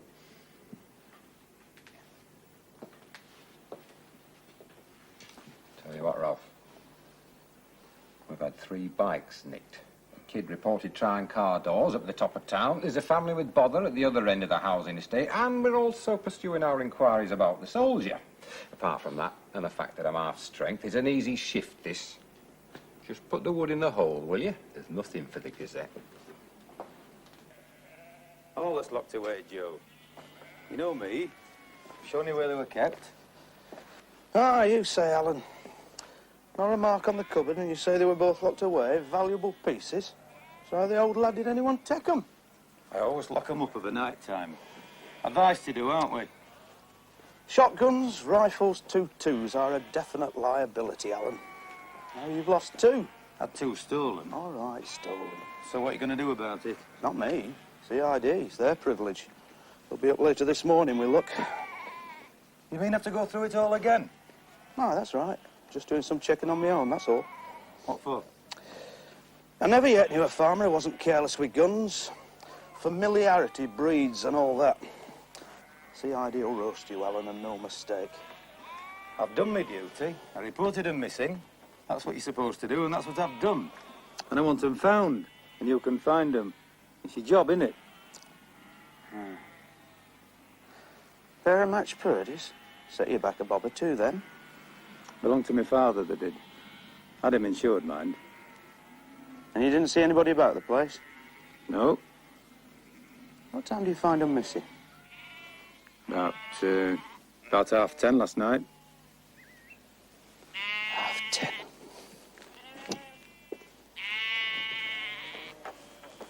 You called us at 8 this morning. Grand that. Great help. Oh, well, I'm busy, aren't I? So now we've got 2 guns missing. Grand. Thanks a lot. You're not even sure whether the shell's gone with them.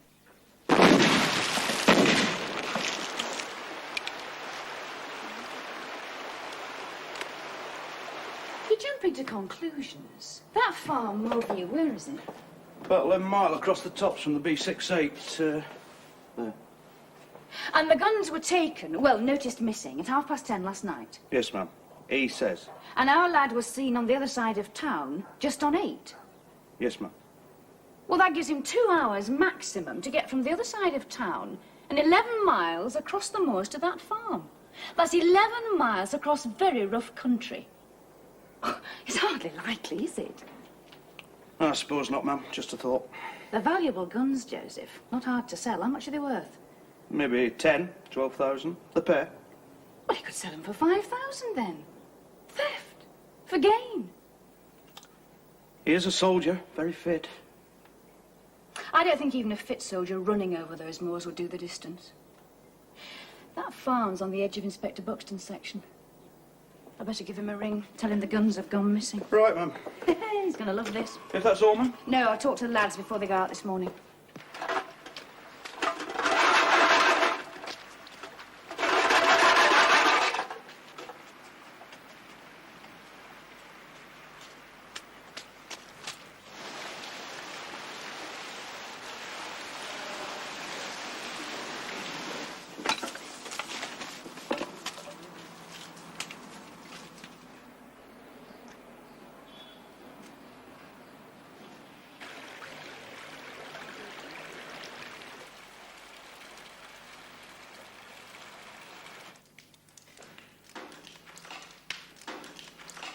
Come on, Sarge. What's the score? Don't know what you're on about, Rob. Still here, Mr. Mills? I think he's just leaving, ma'am.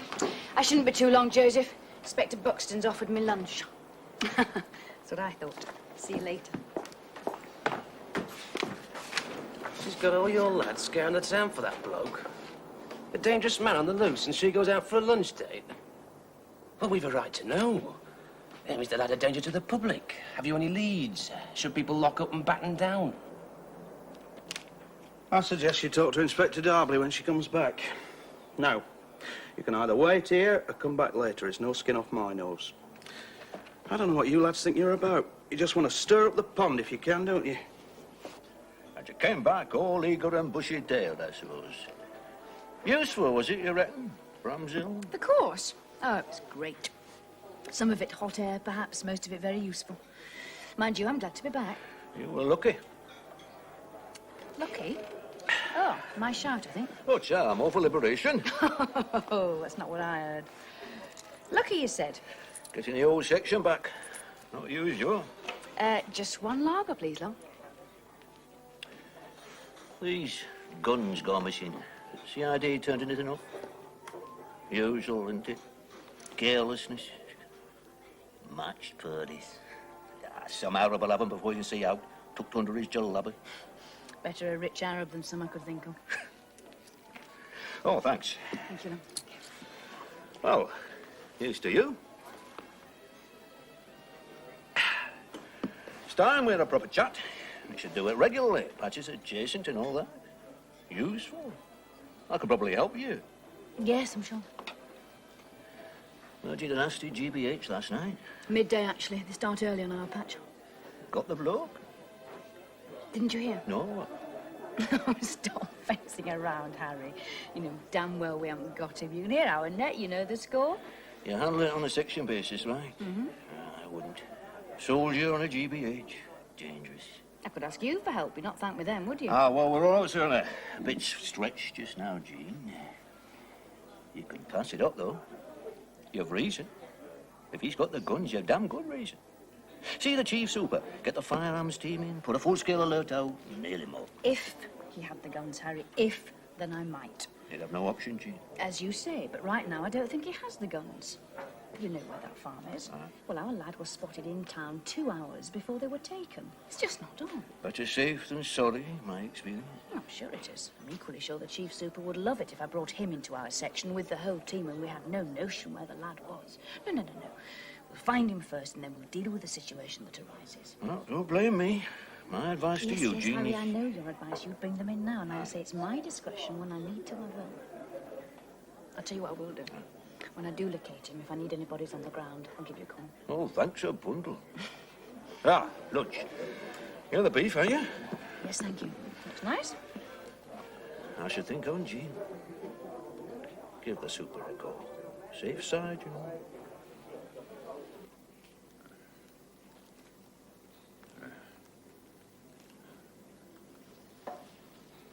Well then, Albert. I don't know what to say to you. I'm sorry, of course. Not enough, though, is it? I mean, my Billy going and... I don't know what to say. Happen you've more guts than he has. Coming here today.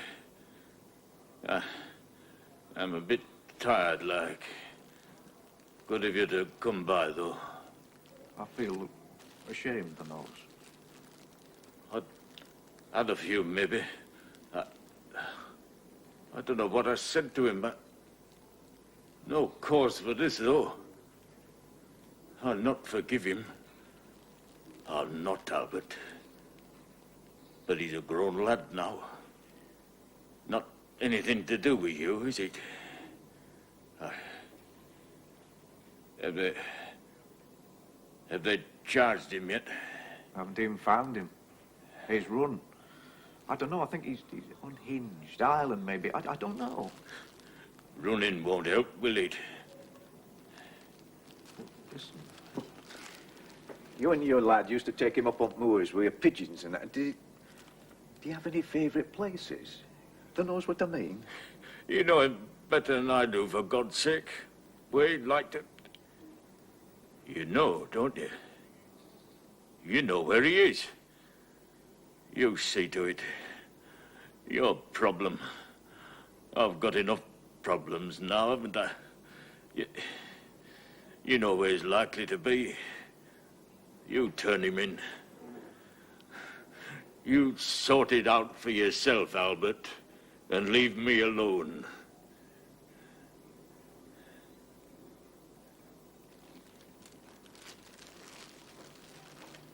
Good day, then. Oh, Mum. Later, Joseph.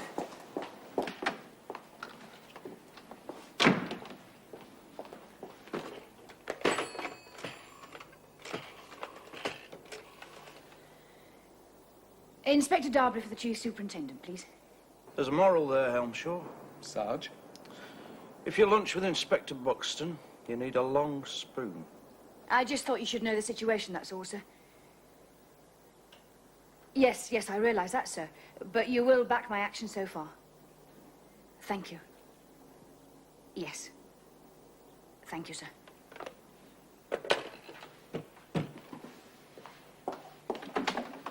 Sergeant Beck.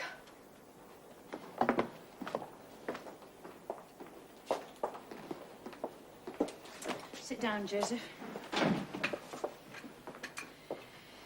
I've just had a word with the Chief Super. He wants speedy conclusions. His words, Joseph. Ma'am? He wants our soldier found, charged and banged up double quick. Now, Inspector Buxton's all for bringing in the firearms team negotiators, Uncle Tom Cobley and all. I think we'd be wasting their time at this stage, and the Chief agrees with me. We don't want our section swamped with outsiders, do we? No, Mum. It takes weeks to settle it down after one of them. So, we'll need pressure on the family, Joseph. Real pressure. One of them will have an idea where he might be.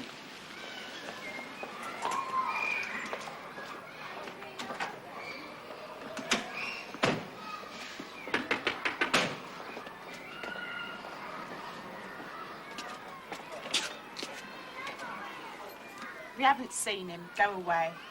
I want to have a talk with Mr. Reed. He's out. Where?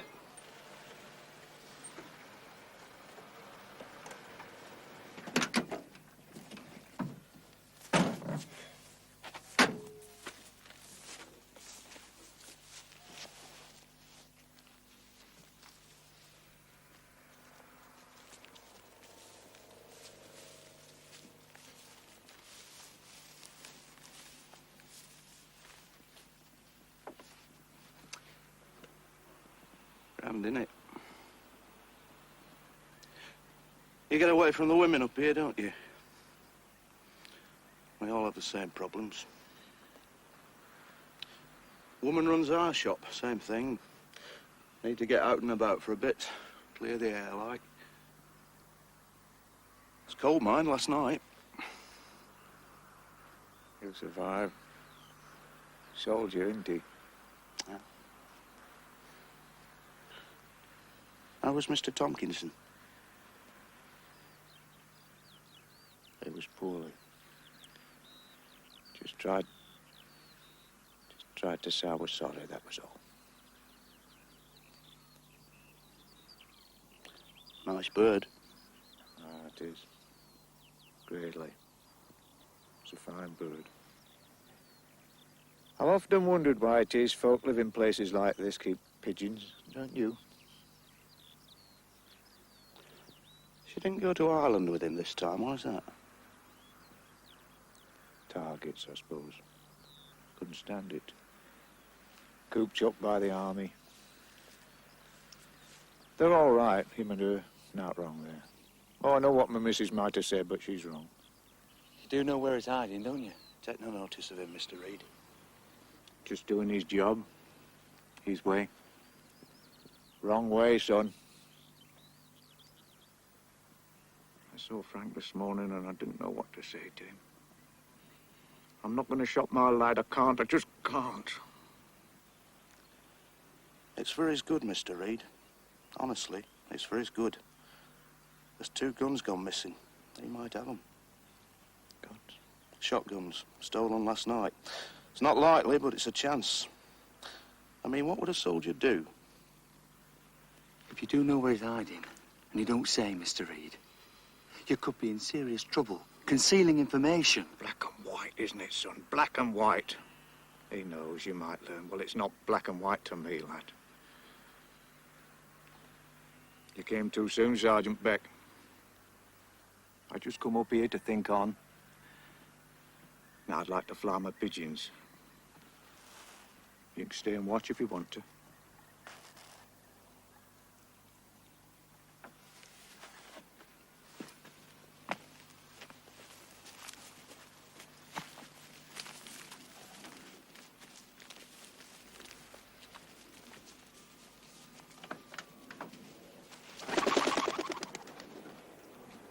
sure he knows? Yes, ma'am. He didn't tell you, though. Why not? Why not? I don't know. Maybe the wrong approach. That's not like you, Joseph. I just got it wrong, I'm sorry. A man like Albert Reed, you take very gently, you don't push him. Sims. I'm sorry, Joseph, my fault. He'll have learnt something, I wouldn't wonder. We're not a damn training school. We want results, though, and quick. So we'll have them down here. Mr. Reed and the wife, I'll see them here.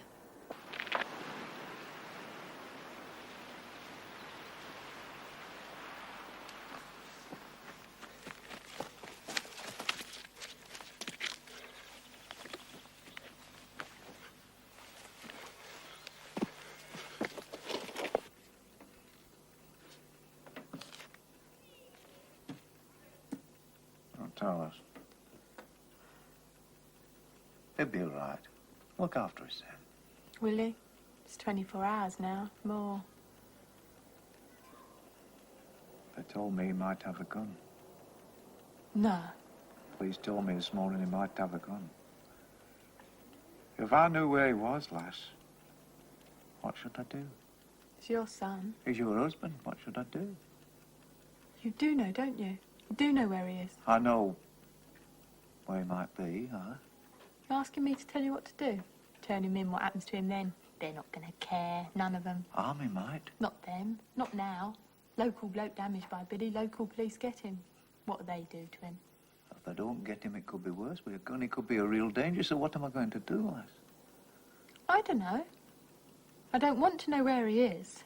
I think you should know, lass. You want me to turn him in, don't you? Not you. You can sit back, clean your hands, and it's my problem, right?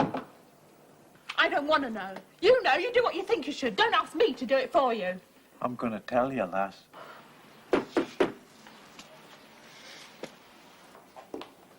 Sergeant Beck back yet? No, ma'am. Inspector. You again? Bad penny. Yes. You better go through.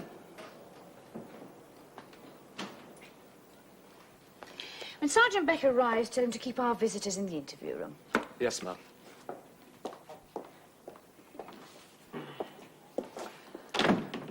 Well then, Mr. Mills. Just wanted to know how the manhunt was going. You what? Manhunt? This soldier gone mad. You found him yet? We're looking for a man in connection with an assault, that's all. He don't seem all that bothered. I mean, I understand he might have harmed himself by now. I really do envy you, Mr. Mills. It's easy, isn't it? You dig around, draw some conclusions, print a story. I just report the facts, Inspector. Facts? Gone mad, you said. Got a gun, you said. They're not facts. It's your supposition you don't know. I don't know. Makes a good headline, though, eh? Mad soldier on run with guns. Great. And no help to him, to us, or to the community. I'm here to get a story. Yes.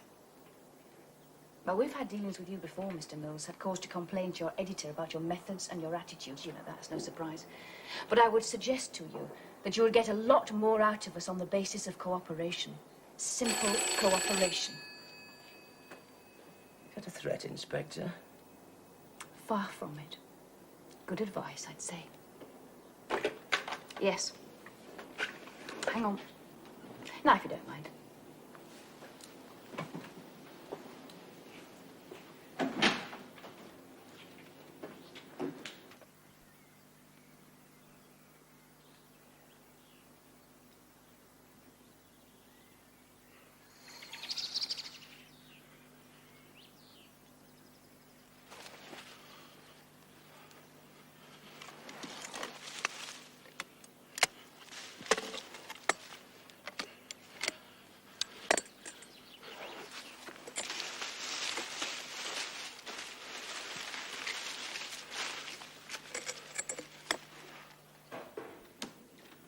Shall see you now, Mr. Reed.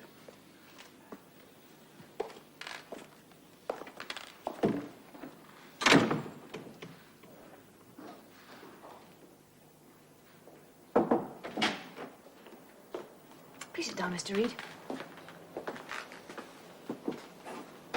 Don't know what you want me for. I can tell you nothing. We think you can, Mr. Reed. We have reason to believe you might know where your son could be. It's important we get to him. I know nothing. Very well. Just think on this. Your son is cold and tired and very scared, more than likely. He's been gone 24 hours. He can maybe go for another 24, and after that he's going to get desperate. Now, we do it our way. No one comes to any harm, and he gets sorted. We bring him in and see to him. Now, he's had a bad time in Ireland. Maybe he was provoked into attacking that man. I'm not excusing what he did, but there will be sympathy, believe me. He needs help, Mr. Reed. Now, do you know where he might be? Think before you answer. I'm not going to ask you again. I know nothing. Nothing at all.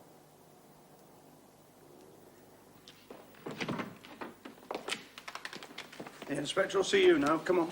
Well? Now, love, she's busy. Get him a cup of tea.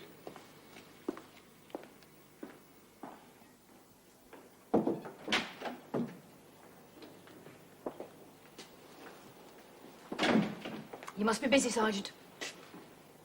Sorry? Got a lot to do, I'm sure. Anne and I can manage, thank you.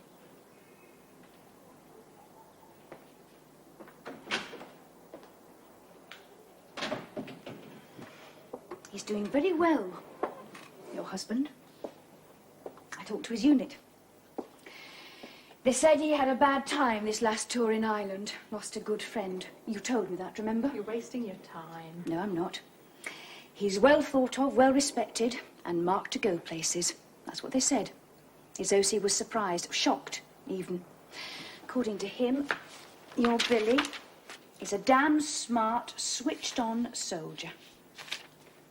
His words. Now, we have to help him, Anne. You just want to nail him up and shut him away. I want to make you understand what the situation is. You're not a local girl. What's that to do with it? Oh, a lot. Up here, away from London, people are different. Up here, people have suffered. Watching the mills close, are still suffering. It makes them closer somehow. I'm not saying that's a good thing, but it does make them different. They need their solidarity. His dad needs his mates. And your Billy has injured a local man. Now, some folk up here will blame his dad. Not talk to him, cut him out of conversations, blame him. Yes, they will. And if Billy does anything worse, it's going to be worse for his dad and Mrs. Reed. You see? Now, I know his dad has an idea where he might be, and I think you do. And I know you want him back. If I bring in the full force I could bring in, there might be a great deal of trouble. If I can get to him, talk to him, get him to come in, it'll be a lot easier all round for everyone. He said he might have a gun. I don't think he could have a gun. If he has, it's a different matter, I suppose. But all I want him to do is to come in quietly and face the music. There will be a lot of sympathy for him, believe me. You'd go and talk to him. You'd get him. I'll be there, yes. You too. Well.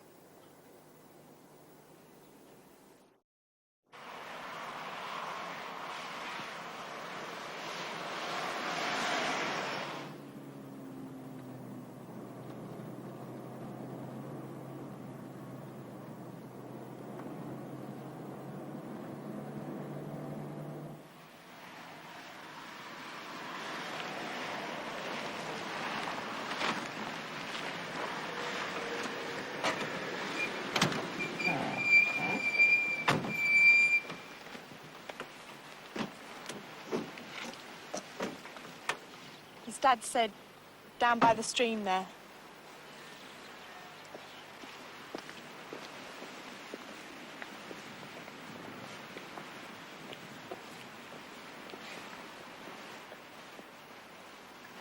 He told me.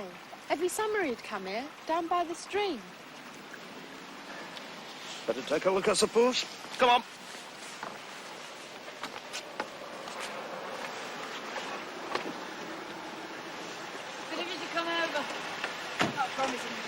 see. My lads can help. Round here, is it, then? Supposed to be. No sign yet. Who's that? His wife. She told us. Eventually.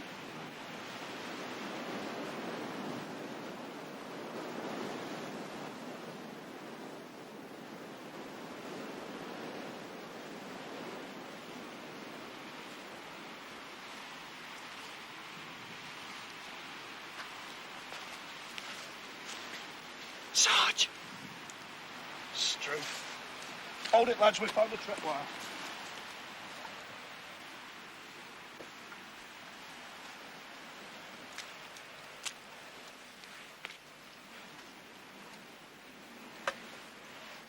Soldier him. Learned a few tricks. So, he is here. Or been here. And if he's here, where would he be hidden up? Never on low ground, he's a good soldier. So, up the hill. Right, Jean. I'll go and have a look. You could deploy the lads round the area, cut him off. I promised his wife I'd go. Oh, Jean, be reasonable. We're not even sure he's up there. I'll go. I said I would. So?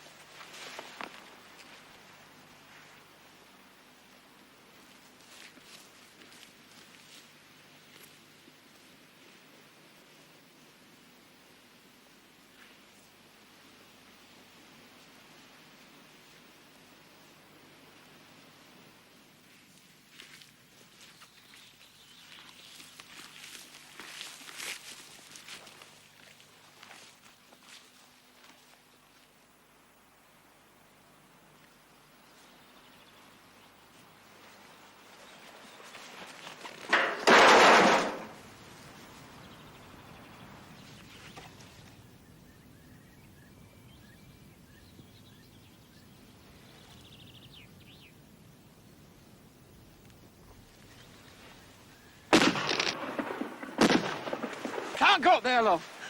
Well, that's it then. Get the firearms team in. Let them sort it. No! She promised! She promised!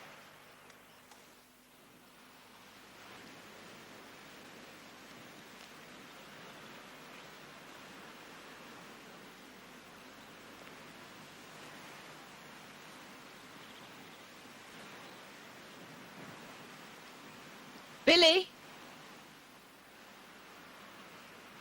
Billy Reed? It's time now. I want you to stand up and show yourself. It's time to stop now before anyone gets hurt. No one's going to hurt you. I'm not the enemy, Billy. I'm just trying to see you get some help. I just want you to come down and see your wife. Now stand up, Corporal. Let me see you.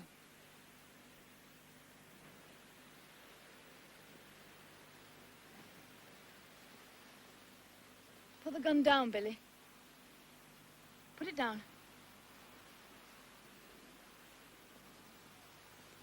Your OC tells me you're a damn fine, switched-on soldier.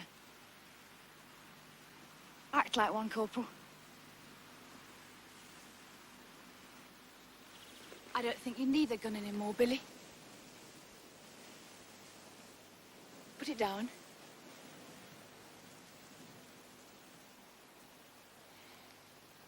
Your OC says he'll stand by you. The army will stand by you.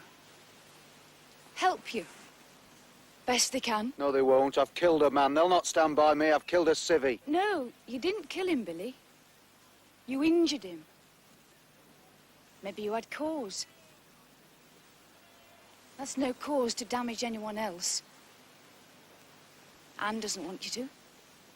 Your dad doesn't want you to. And I don't either. It's all over, Billy. Come on home, lad. Nay. I want you to put the gun down.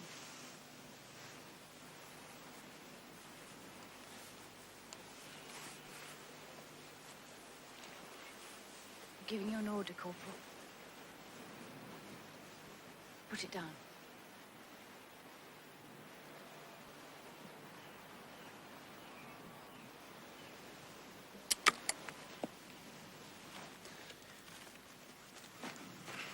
Promises. A better life. Oh, yeah, well, my mate, he got blown away. Where's his better life? Eh? They, all of them, they make promises and none of them ever stick, do they?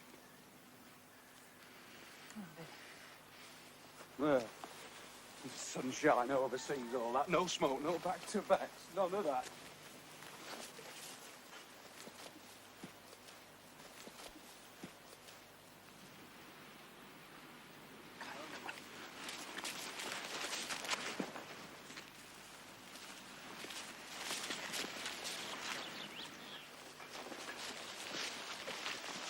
Sims, get him out of here. Great, Mum. Hardly by the book, but congratulations anyway. Oh, I think I'm going to be sick, actually. Next on Drama, we catch up with London's finest police. The good folk of Sun Hill are on the beat. In the bill.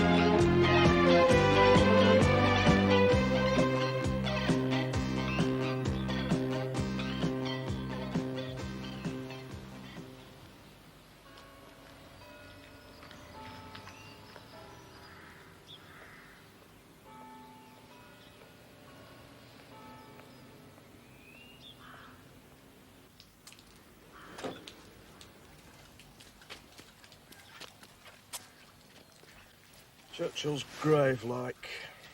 There's nothing stirring except a milk float.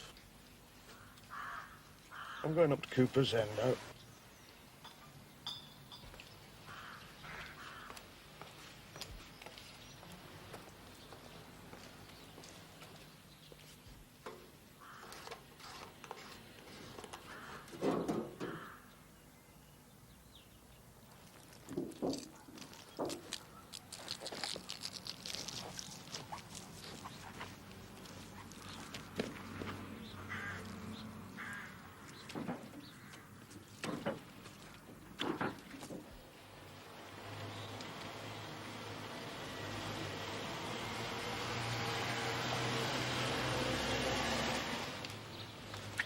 Excuse me, madam. Routine check. Would you mind giving me your name and address? Cunningham. Eileen Cunningham, 10 North View. This in aid of the fire raising? Have you just come from home? Aye. Would you mind telling me where you're going to? My brother's. In Toniton Row, number 6. I'll have to look into your bag. Will you? I'll stop for you now. Yes, you can. It's a request. Hey, love.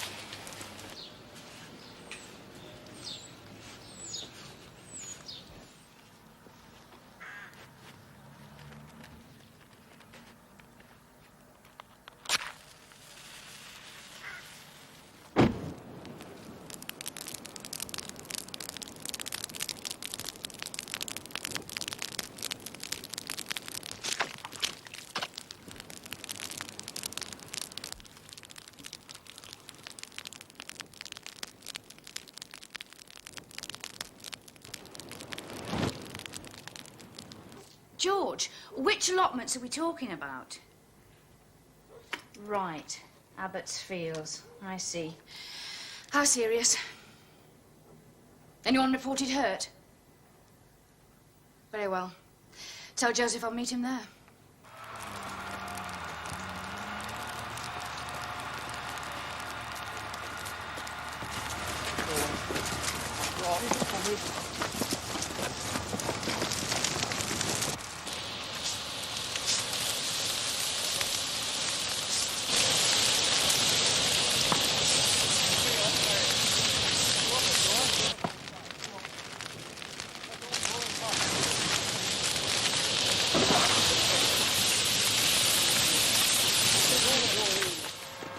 Give us a lift back to me beat, Harry. Nobody to be seen, Sarge. Deserted this place. Keep looking. Not likely to advertise the whereabouts particularly. Long gone by now, surely. Probably. Let's make certain. Sergeant Beck. CID, left base, ETA, 10 minutes. Got it. Out. Whoever's going to hang round to get picked up now. I like to hang back sometimes, arsonists, see what happens after. Watch the outcome of the work. Not a crime of logic, exactly, this.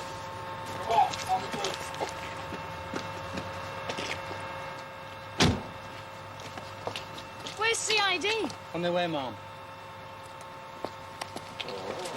Logan. I've no information on that, Mum. Any ghouls? None shown. How was it discovered, Joseph? Milkman delivering his Shelton Vale half a mile away saw the blaze. Hartley's become fire conscious. Every back garden bonfire comes to notice. Seems to favour an early start, this character. The other fires were set at dawn. Classic time for depressions. And when there's not many folk about to disturb you at your work, especially out here. Assuming this one checks out as arson. It seems likely. Allotment sheds don't normally catch fire by themselves. Excuse me, Mom. Message from DHQ. Mr. Logan said he'd be over as soon as possible. He's had to go to Inspector Foster's section. Another fire. What fire? Eastfield Park. 2 miles from here. I know where it is. A warehouse burned down just over an hour back. They say it's clear evidence it was deliberate. 2 fires in one morning, 4 within the week. Someone's giving vent to a lot of anguish. Hurry up, Freddie, please. Freddie. How are you this morning, sweetheart? Hello. What a nice smile for your Auntie Janet. Is it good? You're early, Jan. Oh, caught you on the hop, have I, love? Freddie won't eat his breakfast. Oh, dear. Oh, hurry up, I'll be late. Oh. Don't you like it? Doesn't look very appetizing, does it? Well, I know. Give you a banana. You like bananas, don't you, Freddie? Oh, let me pay you for the fruit. There's no need, love. Now then. Nice banana. Oh, lovely. Yes, there you are. Good boy. Oh, dear. Just what does your mummy think she's up to, eh? Go on, tell her off. Naughty mummy deserves a thorough spanking, doesn't she? Should know better. Jan, what is it? Matches, love. Within the child's reach. Could be the cause of a nasty accident. Put them away, please. There now. Well, you have that banana later. I've got something for you. Yes, I have. Jan? Now, look. There now. All finished? That should keep you nice and warm these cold mornings. Jan, it's lovely. Oh, I'm hopeless at knitting. Oh, well. Look, Freddie, aren't you lucky? Off you go then, Ruth. Oh, well, I've just got to change it. Come on, what's Oh, don't worry about that, love. I can manage that, can't I, Freddie? Come along, what a good boy, yes. Well, I'll try and be back by 3:30. Oh, there's no problem, love. Oh, well, thanks for... Yeah, well, we can certainly send a constable round if you really think it looks suspicious, but it sounds to me as though you got your chimney on fire. You do realise that's an offence. Oh, you've sent for the brigade. Good. Yes, I think so, sir. Hello, Frost. Not on fire, are you? Wish to God I was. Everyone else in Hartley seems to be. Lucky ones. Well, how are you, Frost? Thought we might find you in here now the weather's turned cold again. It's a brutal winter, Mr. Parrish. It's worse than last year's. Aye, well, you feel the cold more than most. How can I help you, Frost? I'm drunk and disorderly, Mr. Parrish. Not a chance. Oh, come on, just a couple of nights. But I'm like ice. I'm sorry, Frost. This isn't a hostel. Try Social Security. I don't use Social Security. Oh, then I've run out of suggestions. Oh, please. You've helped me in the past. Yes, but you're getting blasé, aren't you, Frost? There was a time when you'd really come in here drunk and disorderly. Good reason to lock you up. Now you seem to expect it as a matter of course. I didn't think such a charade was necessary amongst old associates. You're annoying me, Frost. Get off. Will I go and get drunk then? Is that what you'd like? Get this much into your head, Frost. You are not going to find yourself in my cells. Away. You won't reconsider? Be missing.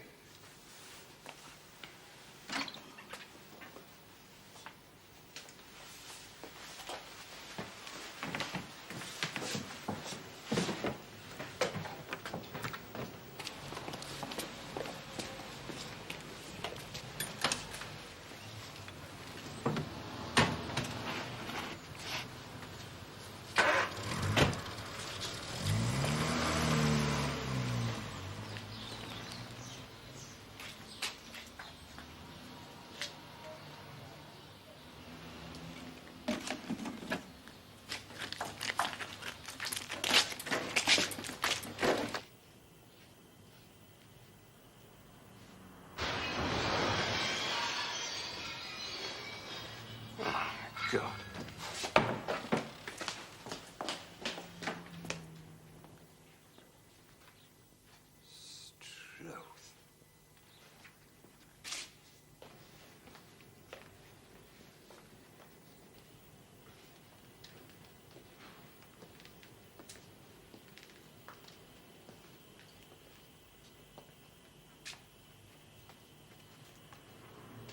Sorry, Mr. Parrish. Interview room? Get in there.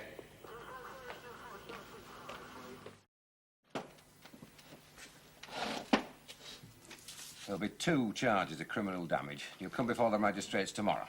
Understand. You don't wish to apply for bail, I imagine? Won't be necessary.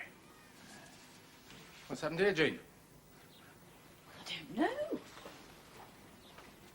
A glass window was there when I left yesterday. Sergeant? Your window's been broken, Mum.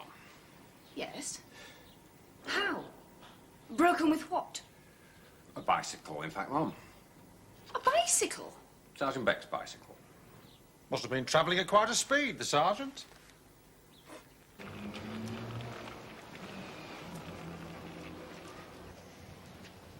Oh, up we go. Oh, Freddie, you're a heavy boy. That's right. Settle down and have a nice rest. There's no way I can patch that up. Look at it, it's ruined. I'll have that old beggar make him cough up for a new one. Frost? I've got 6 to scratch his backside with.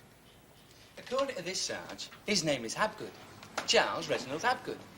Why'd you call him Frost? I was only wondering. He suffers from the cold, lad. Always has done. It takes him bad, eats into his bones. So he turns up here every so often looking for a warm cell to sleep in. Maybe he should settle down like the rest of us instead of bumming his life away. That way we wouldn't have to get cold. Well, of course, if everybody did the sensible thing all of the time, we'd soon be out of a job. Why'd he drift into vagrancy? Has to be a reason, does there? Usually is. Some circumstance in the past which has laid him low. There's something you've been reading up for the Open University. That's right, Sarge. Vagrancy comes under the social science course.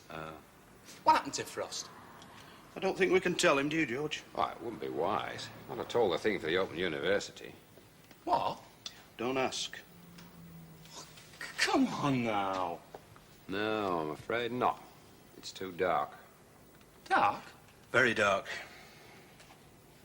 Look, I've got an essay to do on this very topic. Why won't you tell me? When we know you better, maybe. That's right, lad. Let us know when you started shaving. We might well reconsider. Knowledge between men, you see, Peter. Not lightly imparted. Taking men out of uniform and limiting their role to surveillance could prove counterproductive. A visible police presence might deter this individual. Hasn't worked too well to date, has it? 9 arsons within a month. It may have prevented worse from happening. So far, only unoccupied premises have been the target. Arsonists normally go for empty buildings. Will it stop there? The pattern isn't encouraging. First, a few back alley dustbins were set off. Now he's burning building sites, allotments and warehouses. Chummy is getting precocious. Or perhaps more desperate. Well, obviously, we're dealing with a very sick person. But does that affect the practicalities of our immediate task? It's a consideration. How we react could influence this individual's behaviour. It's a cleft stick. Surveillance by civil patrols increase the odds of catching him. But should we fail, Chummy can do his worst with relative impunity. There's no uniforms about to scare him off. But maybe it's worth a try. Sir, obviously it's important to catch whoever's responsible. But the uniform branch does have other commitments. Well, I appreciate that, Jean. I'm ready to instruct my men to adopt plainclothes and unmarked cars. Our job is to catch this beggar. I disagree. Our role should be preventative in this instance. It's the job of CID to detect this person. They have the manpower and the facilities. We have the whole community to police. Arson inquiries are rarely CID's strong suit, you know. That's the problem. You see, the crime is irrational. It's unpredictable. It's usually motiveless. There's very little in the way of hard evidence to bite on. So if there's going to be any breakthrough here, it's likely to come from your lads in the street. All right, we'll keep the situation under review. Meanwhile, continue with uniform patrols, but I want them kept to a minimum. Put as many men as you can into plainclothes. It's an unhappy compromise, I know. Jan! Hello?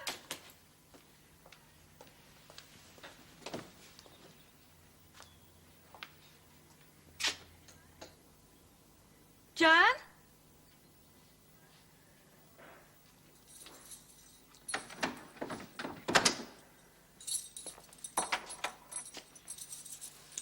Sergeant said he'd like a cup. Grand. And Sergeant Beck mentioned you always have a biscuit with your tea. Did he? Sergeant Beck, eh? Particularly good of him. After the business with the bike. Everything all right in here for then, is it? Ah, like this cell, it's the warmest. I'm wondering, just curiosity, really. How many years have you been on the road?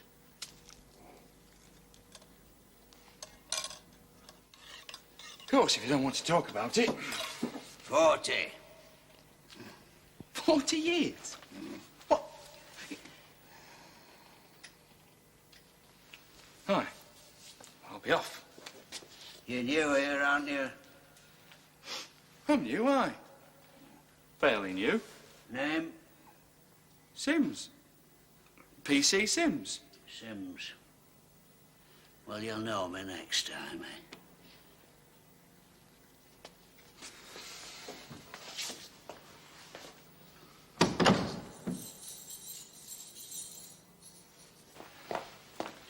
You missed tea? I did. And his picky? Sarge. Did he, break it up and soak it? Revolting. It's still with him, then? What? The old trouble? Come off it, Sarge. My grandmother used to do that. She had no teeth.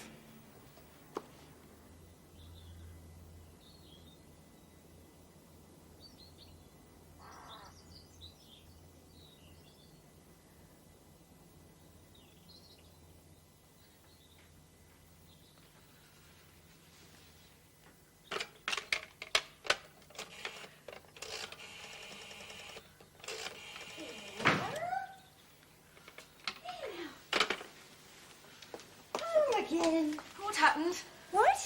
to you? Where have you been? All this time? 5:30? Where did you get to? Oh, we went out for the day, didn't we, Freddie? Yes. Well, I got back and there's no sign of you. We were enjoying ourselves. No note. Nothing. What was I to think? Well, I mean, maybe there'd been an accident. I didn't know. Freddie, we stand corrected. Oh.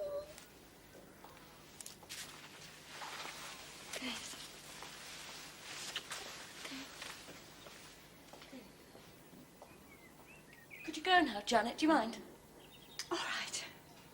See you Friday. Oh, no, look, I'll phone you. Oh, there's no need to phone. I'll just come at the usual time, right? Bye-bye, Freddie.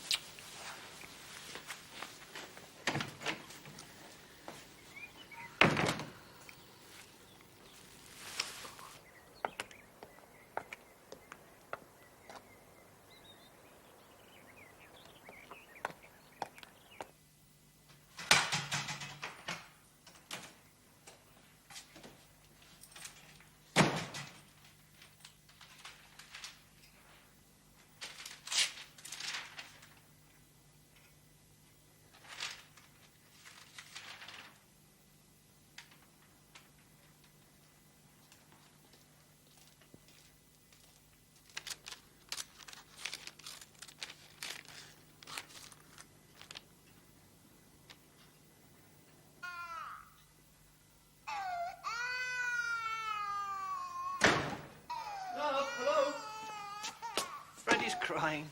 Stop her coming here! I want you to stop her!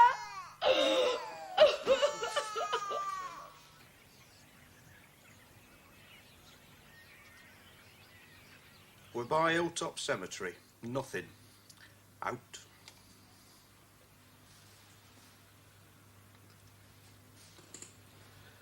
Keeping you up then, are we?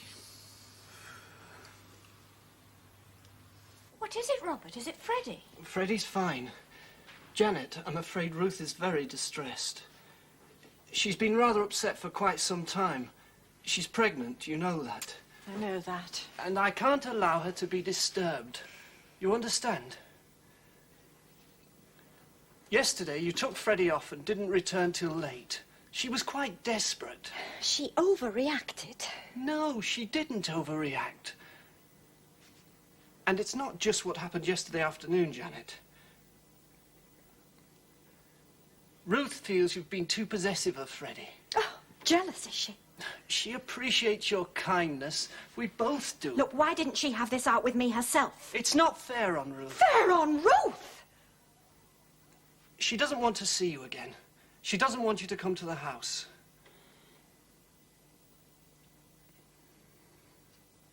I know you were close friends, the best friend Ruth ever had, but lately things have got out of hand. I came to your wedding. Gave you a toaster. What about Freddie? You're not to see Freddie ever again. No. I'm sorry. You can't take Freddie away from me. He's not your son, Janet. You can't. It's got to stop. No more. No! You come back here! Robert! Seems our arsonist has taken the morning off. Nothing reported from Inspector Foster's section? All quiet, apparently. Oh, Mom, you wanted to speak to Hapgood before he went off. Yes, I did.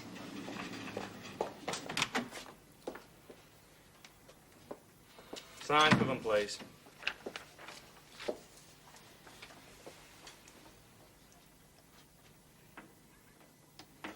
Mr. Hapgood, I'm just going, Inspector. you broke the window in my office.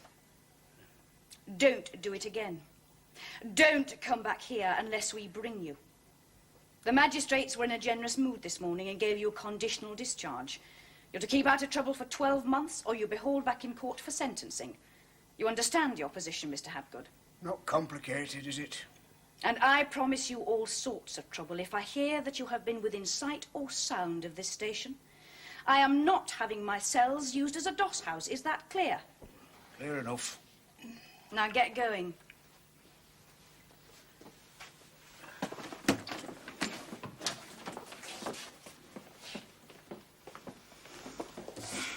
He'll be back.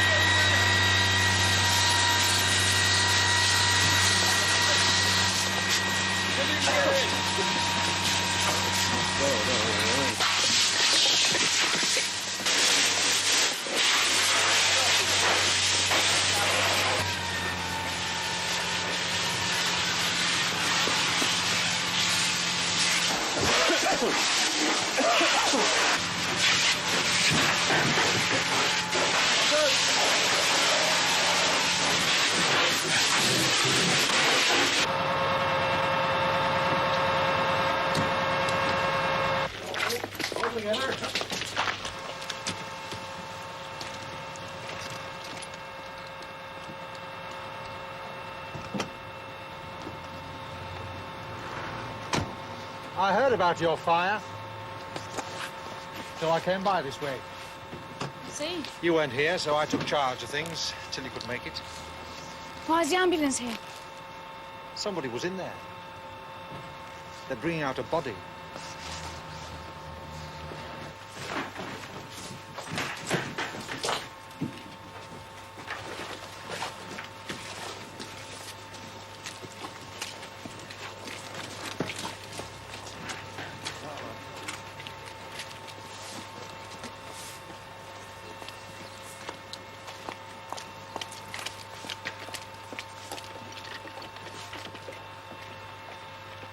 He's kipped down in his last police cell. There's not a burn on him. It was the fumes that did it.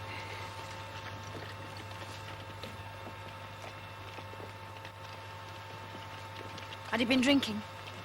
Any evidence of a bottle or flask? None that we can find. And he didn't smoke, did he? No, Mum.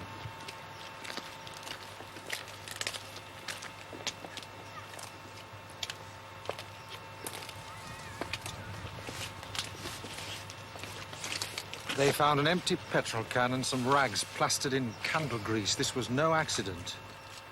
The coroner will have to decide that. I think Mr. Logan will want all our lads out of uniform from now on, don't you? We've got a stiff. The pressure will be on. Obviously, Habgood was sleeping rough. Likely to have been there all night. So? He's dead as a direct result of this mischief. You said yourself this kind of escalation was possible. Yes, but we can't necessarily assume that the arsonist knew he was in there. I'm assuming nothing. I just want him. I want this beggar nailed. I don't give a hoot about his hang-ups. I want to feel his collar. Certainly, whoever's responsible must be stopped. For their sake as well as others. You dress it up how you will, but spare me the agony column. Was that what they taught you on the course? Well, they certainly didn't teach us scalp hunting, that's for sure.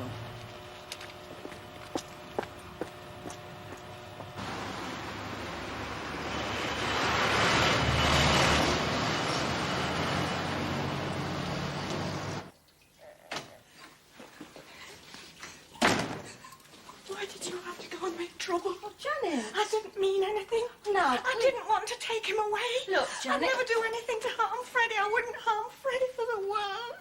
I know. I know that. But You didn't have to turn against me like that. Oh, Janet, this telling is so tales to stupid. Robert. I Please. didn't mean anything. look, I'm pregnant. I'm having a baby. Well, you're lucky. Well, I mustn't be upset. Oh, no. Number one, you first and to the last. Now, look. It's your fault.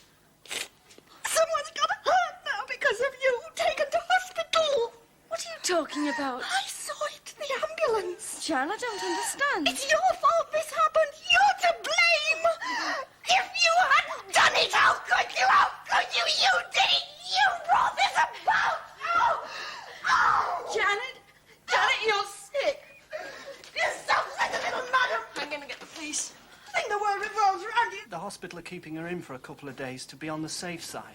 So long as she can be kept calm, probably it'll be all right.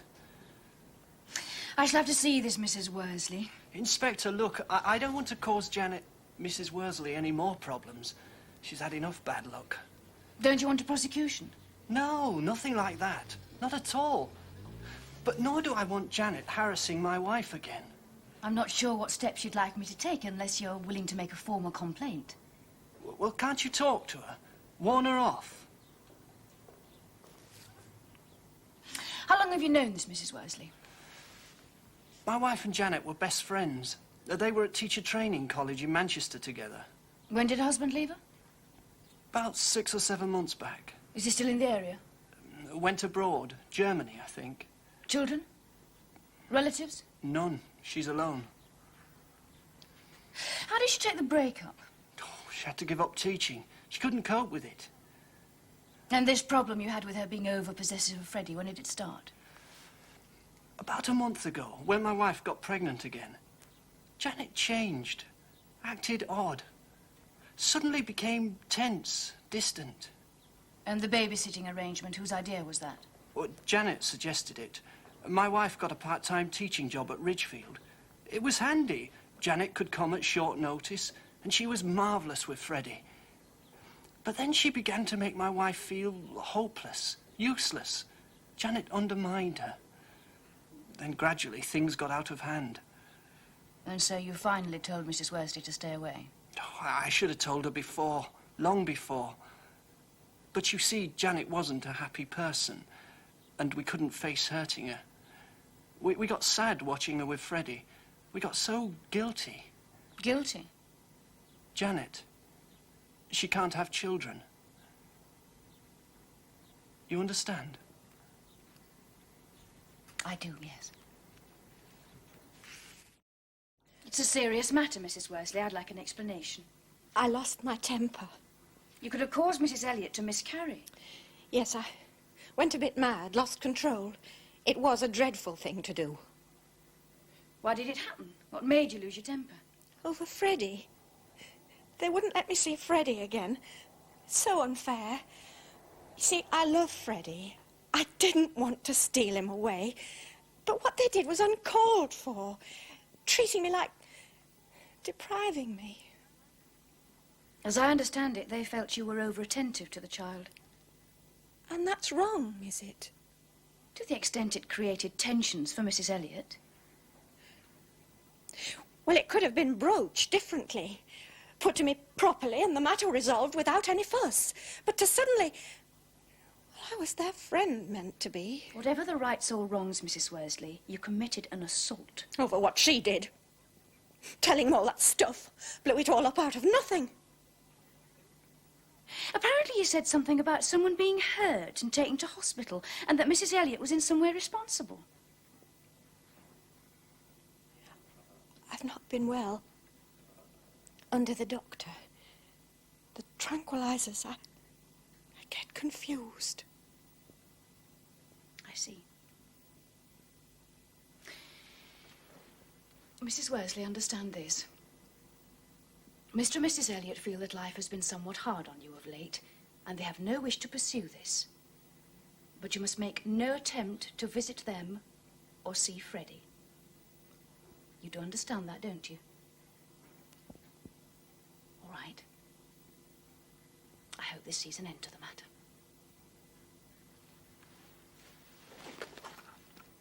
What's this?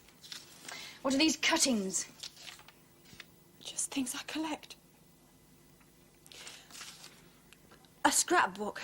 A hobby, that's all. These all refer to the fires in this area. I was interested. Dating from the very first one a month back. I told you, bits and pieces, a pastime. I've got a whole rag bag full of stuff. We've searched your house. A sack of rags was found in the shed. Candles, firelighters, half a dozen boxes of matches, and a can of petrol. What was it all for, love? You've been lighting fires, haven't you? Silence isn't going to help you. We've got a lot of evidence already. Give yourself a chance, love. Tell us what's been going on.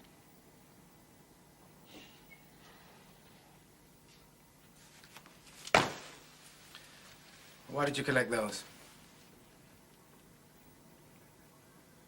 10 fires, that's quite a notch up. This morning saw your latest spectacular, right? Did you witness the outcome? You noticed the ambulance? Oh, yeah. You know what I'm talking about.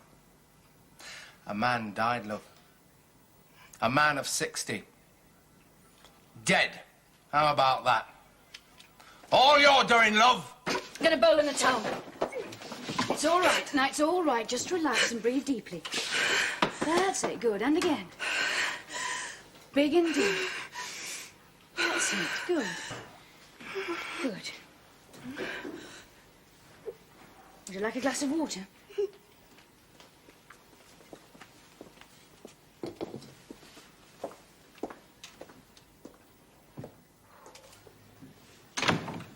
Well, looks like we're in for a long session.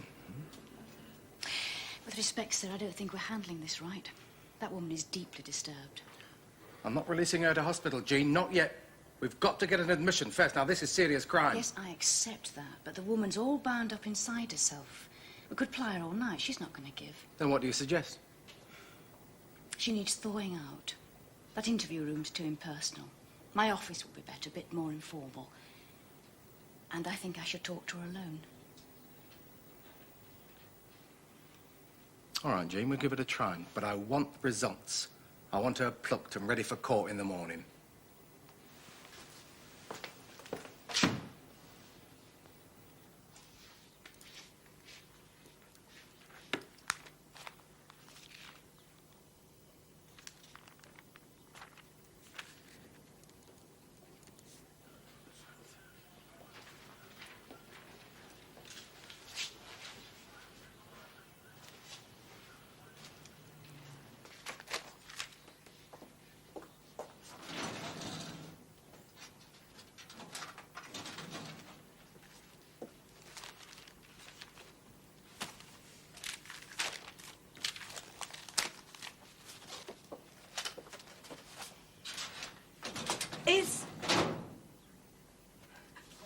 Is he dead?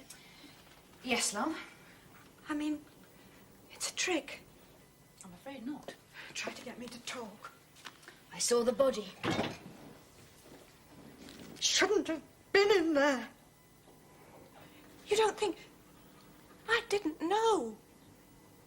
You didn't realise anyone was inside the house? It was falling down, rotting. That's why I didn't intend...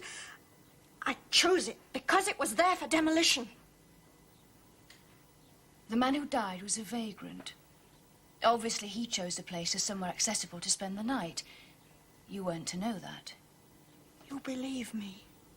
I can accept what you say. You just wanted a fire. That's all. What is it you like about fires? Flames. They're friendly. Make me happy. I like to see them leaping up and feel the warmth. Like when I was small, my mother would sit me in front of the fire and I'd stare right into it. Look for the pictures in it. Love, why did you burn the derelict house this morning? Because of what happened over Freddie? Made you unhappy, did it, the trouble over Freddie? And so you lit the fire and then you felt better? It went. The ache melted away. Why did you wait around afterwards? See what happened. Did it matter what happened? Somebody cared. A lot of people cared. I did something somebody minded about.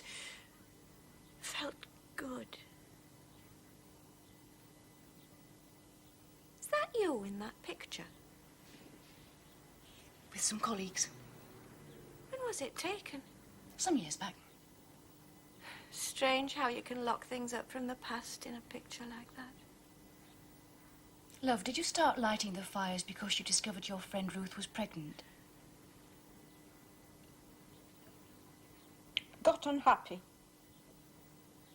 You resented the fact she was going to have another child. Wasn't Freddie enough for her? Why couldn't I? You wanted children.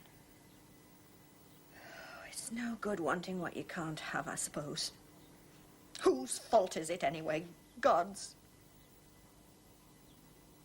I don't believe in God. Do you?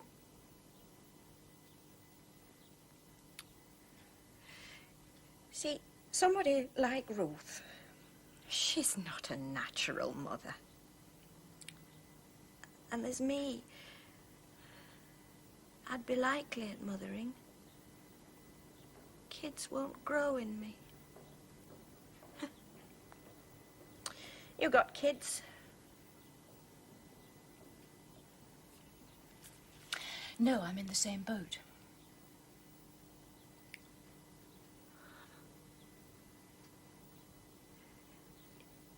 Did your husband leave you when he knew you were barren?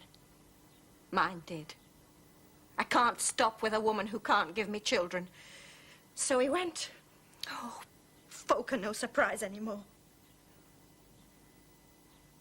Love, will you tell me about all the fires you set? Like when and where? Will you let me write it all down? Will I, though? Get rid of it, love. Tell it. It's quite a feather in your cap, this. I don't see it that way. What a job you've got. People's mucky lives. Yes.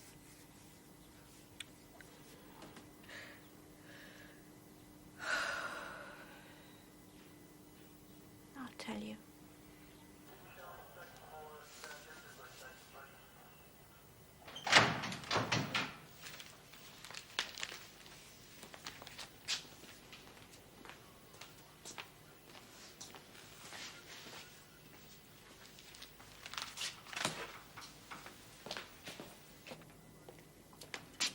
Jean? She's admitted to setting the fires, all 10 of them. Dates and places are detailed in her statement. Grand. Right. We'll put her in front of the magistrates in the morning. We'll ask for a week's remand. Let the doctors get a proper look at her. I think that would be in her best interest. Well done, Jean. Hey, quite a one in the eye for Bill Foster, this.